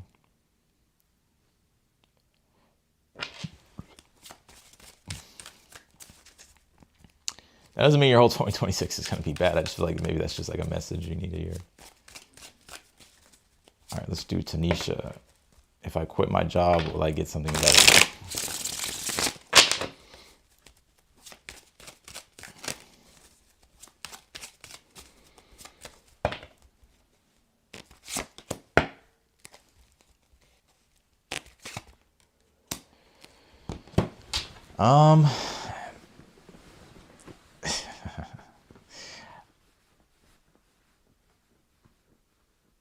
I can tell you're burnt out or exhausted, or you're just not feeling it no more. Nine of Wands, Death card. You do have the Six of Wands at the bottom of the deck.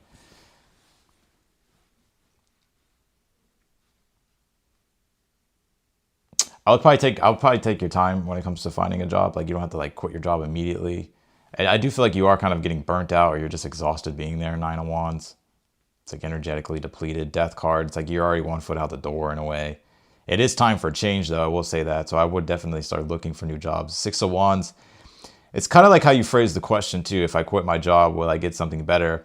I feel like it all boils down to your mindset with the Six of Wands. I'm not trying to be like a coach or anything like that, but maybe I am. I think with the Six of Wands, like the Six of Wands as advice is like confidence, like needing to have confidence in your situation. So it's like needing to have confidence in your work life, your career life, because it's confidence is what is going to carry you to success. So it's like if you believe that you are worthy and you deserve something better, you'll find it. But you're gonna have to embody the temperament of like you do deserve better, and not to settle for something, but to also believe in yourself that you can find something better. And I feel like you'll find something better. But I would because I already kind of see 1 foot out the door. I feel like change is going to happen regardless with this job. So it's like I don't see you there for forever or for a very long time. But I definitely think it is time for change. I feel like I feel like you will find something better with the Six of Wands.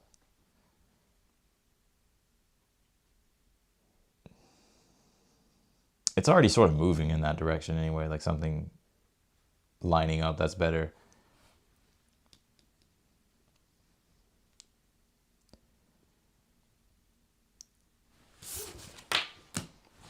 I feel it could be around the summer when you really find something better. I mean, it could be before that, but it could be like June, July. That's what I was picking up. July.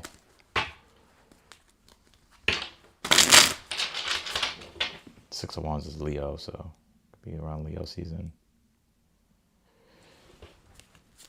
What's coming between me and the person on my mind in the next 6 months? Thank you, Austin. What's coming between me and the person on my mind in the next 6 months?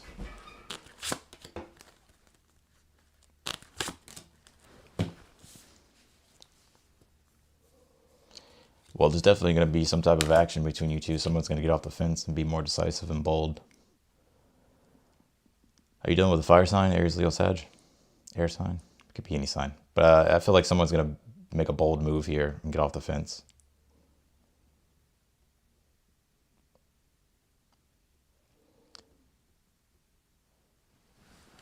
I don't know, it's because I don't got no coffee anymore, or because the vibe has switched or something, moon conjunct Uranus, or I'm just making fucking excuses.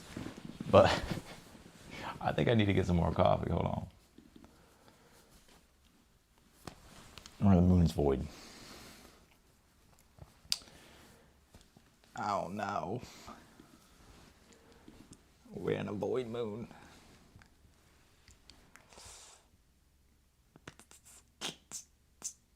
So I hope that helped, Cassitori. Air sign. Yeah, they're going to make some type of bold move toward you. Or they're going to be more bold.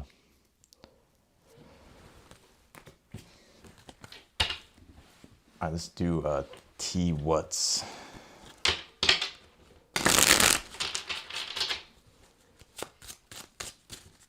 Let's do T what's. My husband is heavily influenced by his uncles / cousins in band politics. After a band meeting, he decided to run for council without telling me. Why does he seem driven? Jamie, are you in the chat? Wait, not Jamie. Jennifer. One sec. Or Brenda. Brenda, you in the chat? In the chat. Okay, yeah. Okay, so you did update your question. Okay. Thank you, Brenda.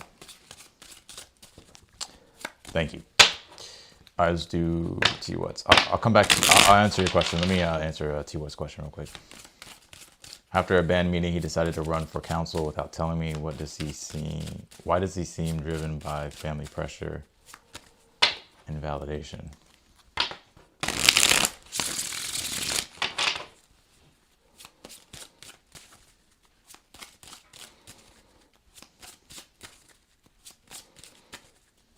Why does he seem driven by family pressure and validation? 6 of Wands, 2 of Swords,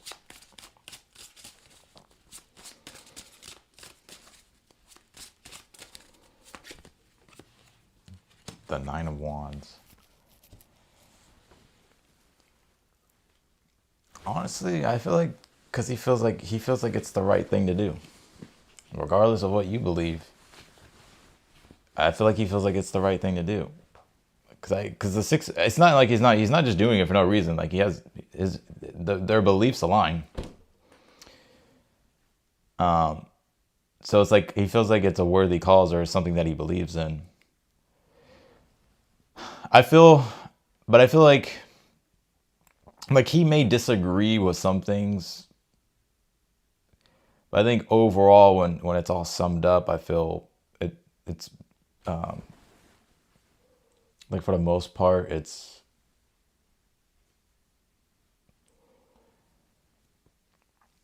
I think it's very similar. The beliefs are similar.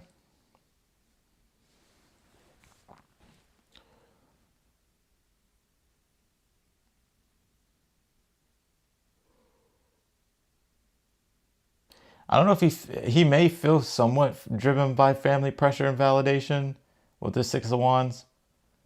But I feel like, no, I this is what I'm getting. I kind of feel like he feels like it's a worthy cause for him. Like even if you don't agree with him, that's just how he feels.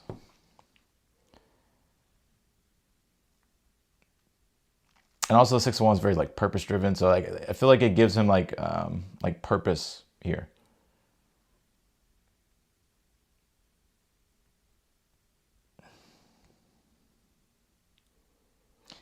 And I do kind of get, though, he does feel obligated a bit to his Swords, 9 of Wands.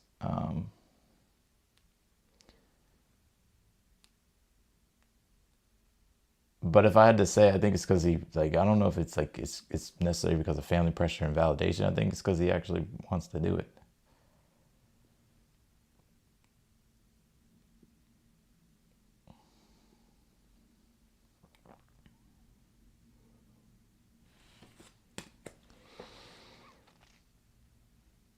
I feel like he feels like he has the strongest chance to make a difference.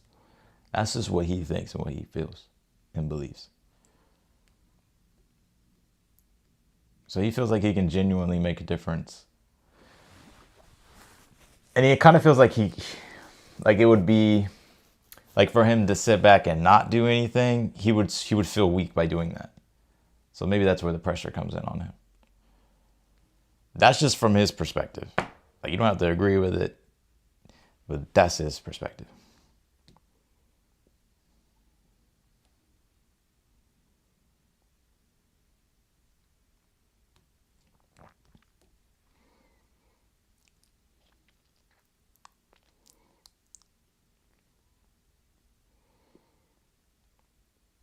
And I also think they see him in a high regard.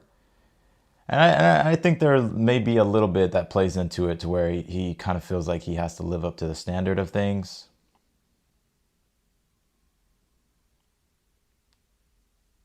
So there could be a little bit of pressure. But ultimately, I feel like it's his choice, and I would say it's more so that because he wants to kind of do it. I mean, there could be a little bit of like the family pressure and like the validation a bit here, but I don't think it's, I don't feel like it has that big of an influence in regards to why he's doing it. That's just what I'm seeing. Because I feel like for him, it gives him like a sense of purpose, and he actually feels like he can make a difference. And he also probably would, he feels like sitting on the fence to a swords, 9 of wands would be, this is what I'm seeing, like would be like an act of like cowardice or something like that. That's just what he thinks and feels. I'm not saying, I don't even know who he is. I don't agree with him. I'm just saying like, that's just what I'm seeing here.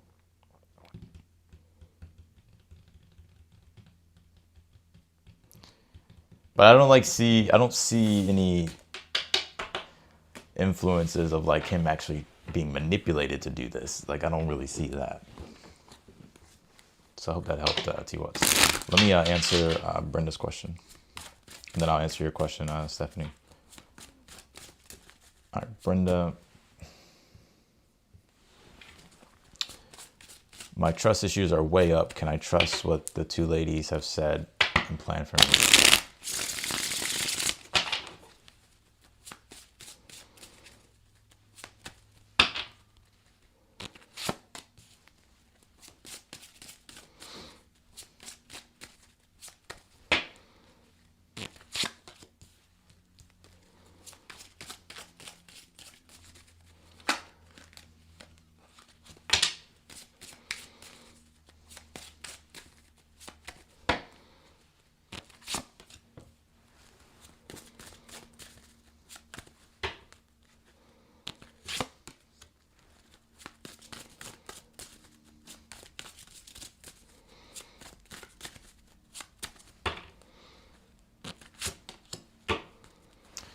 I would say so.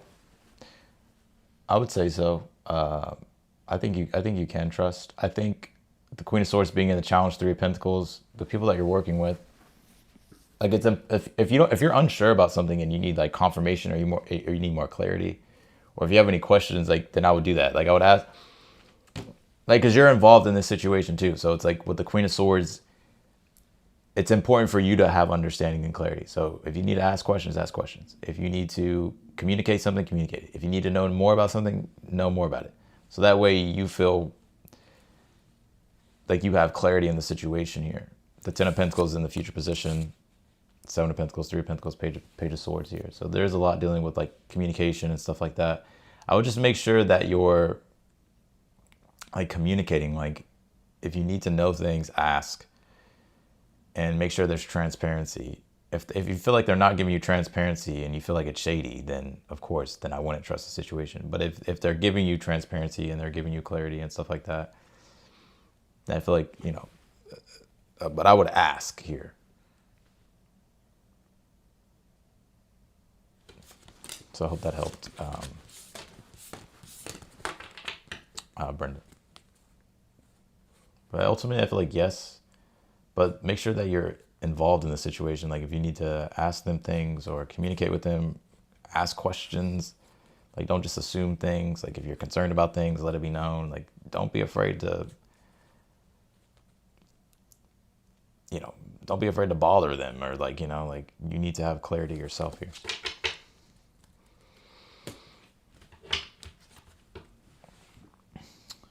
All right, Stephanie, hi, I'm wondering how the rest of the year looks for my relationship. Thanks. I'm wondering how the rest of the year looks for my relationship. Can you tell me for Stephanie?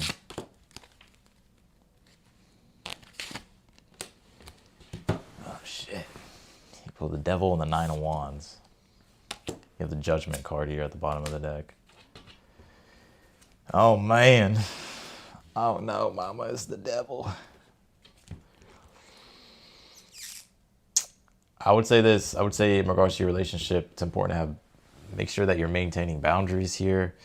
If this is like something toxic, or you just feel like this is something that's negative, you don't have to like give up on the situation or break up with the person. But I definitely feel like you're definitely gonna have to resolve things with the Judgment at the bottom of the deck and get down to the bottom of things.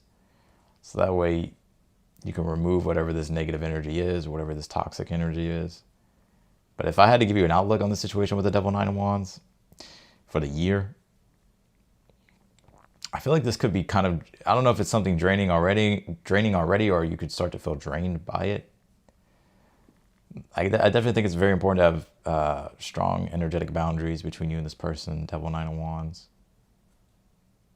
And be aware of it becoming something codependent, right? So the Devil Nine of Wands is like when relationships can turn codependent in very negative ways.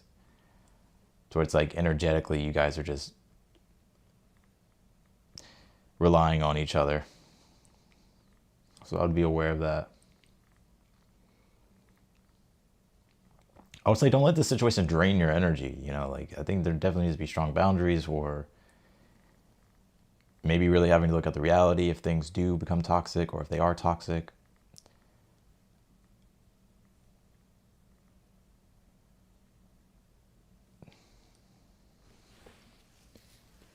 It's not fun being in a toxic situation.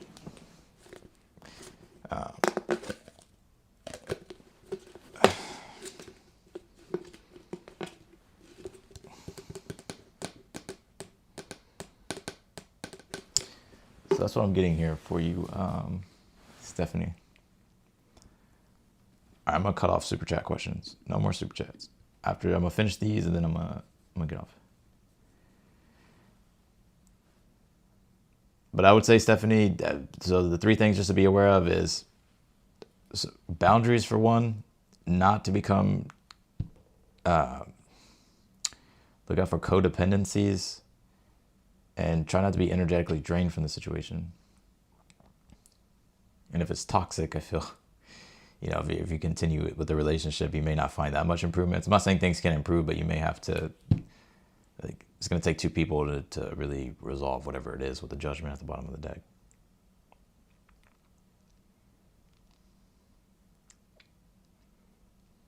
So let's do J. Elizabeth. Will March be a good month for me? J. Elizabeth.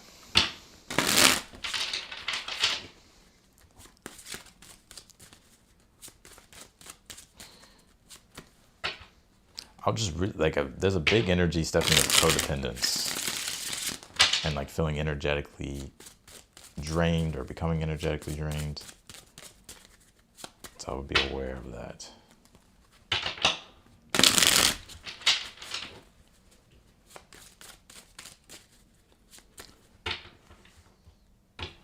What can you tell me for J. Elizabeth?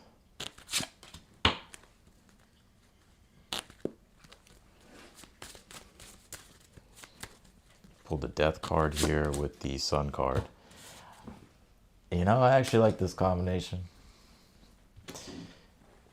Whatever transformation you've gone through or endings you've gone through, this is, the Death card is metamorphosis, so it's the breakdown first and then it's the rebirth. We have the Sun card, which is the birth, so it's like the rebirth. I feel like this will be a big rebirth month here for you. I feel like this will be a pivotal month, like when you look back in the year, to where you start to notice more clarity, and also like a shift in either like your temperament or attitude or personality, or even your identity, like your sense of self. So I see you coming out of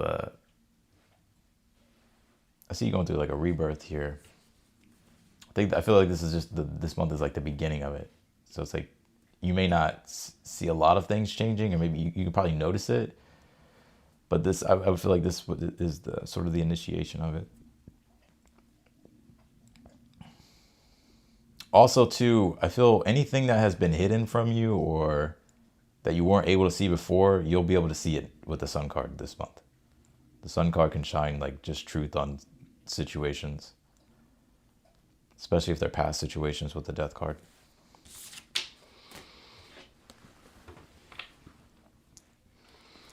All right, the literary shop, my partner and myself seem to be on different paths. He has no boundaries for work and it affects our fam. I think it will end our relationship. Is he capable of contributing to fixing our relationship? Or should I move on? Neo. What you doing? You need to go potty? You gotta go potty. My partner and myself seem to be on different paths. He has no boundaries for work and it affects our fam. I think it will end. I think.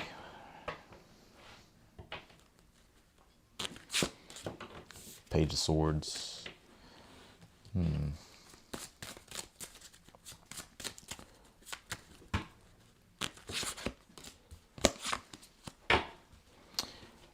I think your husband, or your partner, sorry. I think your partner actually does have genuine intention to try to contribute and fix things, but let's see. What's your challenge here? Queen of Cups. Future position. Queen of Swords.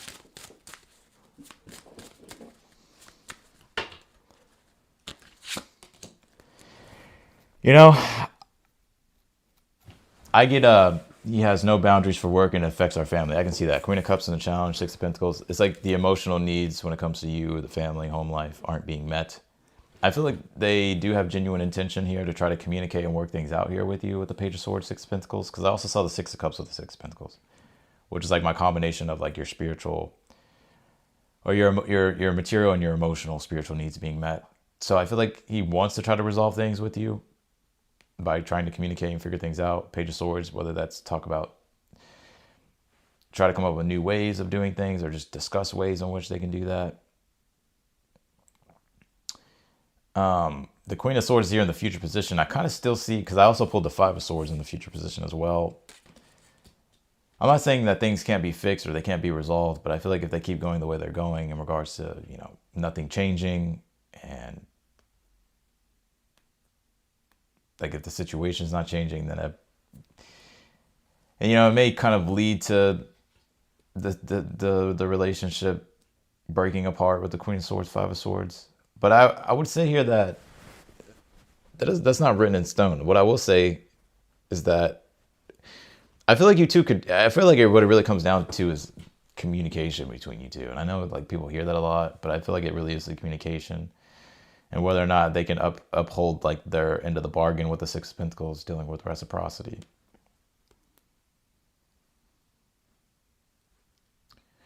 I think it will end our relationship. I think he's going to try. But I think things need to be upheld.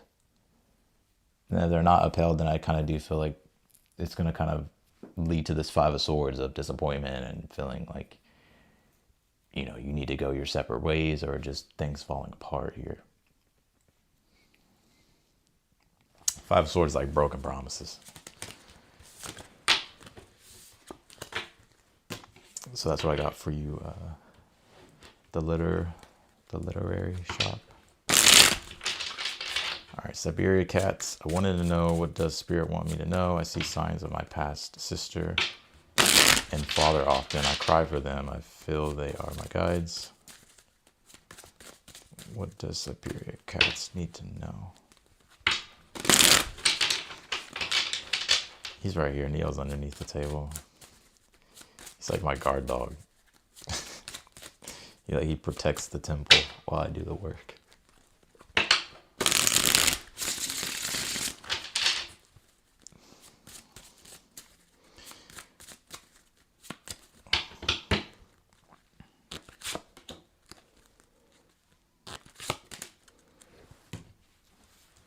Siberia Cats. Oh, I remember you, Siberia Cats. You're the one that's kind of in the spotlight. You should enjoy the spotlight. Sun card, Eight of Pentacles. You gotta let your light. I remember we talked in the chat last. You gotta let your light continue to come through and enjoy what you're doing, and don't be afraid of being visible. Again, that's the message here. The Sun card, Eight of Pentacles. The Sun card deals with visibility, letting your true light come through, letting your authenticity come through, letting your self-expression come through. Be you. You don't have to be like everybody else. Like, just be you. You don't have to compare yourself to anybody else. Like, be you, especially when it comes to your work with the Eight of Pentacles and like what you're doing.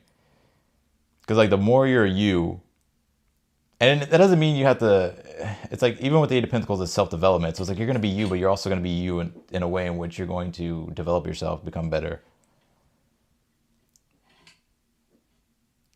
But I also feel the things that you are working on could be getting attention here pretty soon, or if they're not getting attention already. And I feel like you're being encouraged to be proud of yourself with the Sun card, Eight of Pentacles.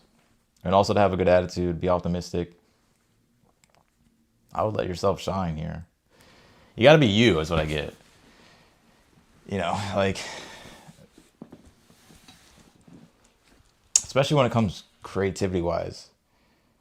I don't know, like, when I'm on like certain platforms, I'm like, everybody's like doing the same fucking thing. Everybody sounds the fucking same. It's like, where's like originality and creativity? But I would let your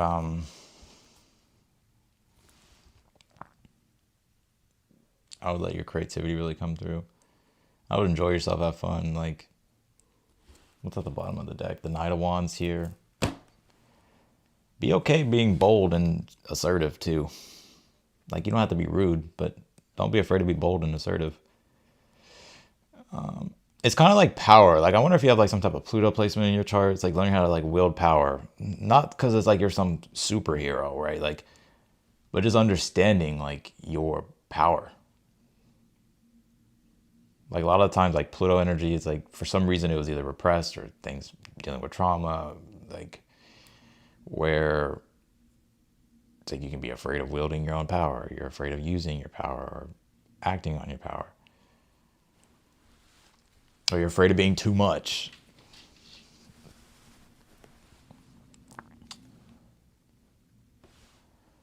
So that's what I got for you, Siberia cats.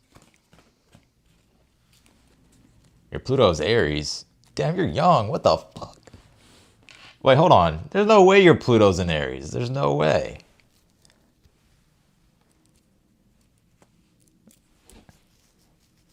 There's no way your Pluto's in Aries. Your Pluto's not in Aries. There's no way.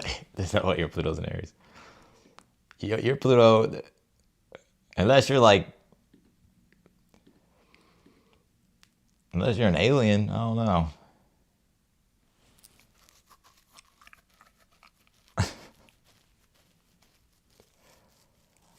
Yeah, there's no way your Pluto's in Aries. There's no way. Hell no. There's no way. It can't be. Well, I wonder what your Pluto placement. What year were you born? I'll tell you your Pluto placement. Oh yeah, I remember you said you grew up in a cult. That's right. Yeah, I'm gonna get off of here though, y'all. Well, if you tell me the year you're born, I can tell you your Pluto placement. Yeah, I'm kind of running out of energy, so I was just trying to get through it. What year were you born? I'll just tell you what your Pluto placement is real quick. Probably a Pluto Scorpio. Fine, I guess. Maybe Pluto Sag. 87. Pluto Libra? Let's see.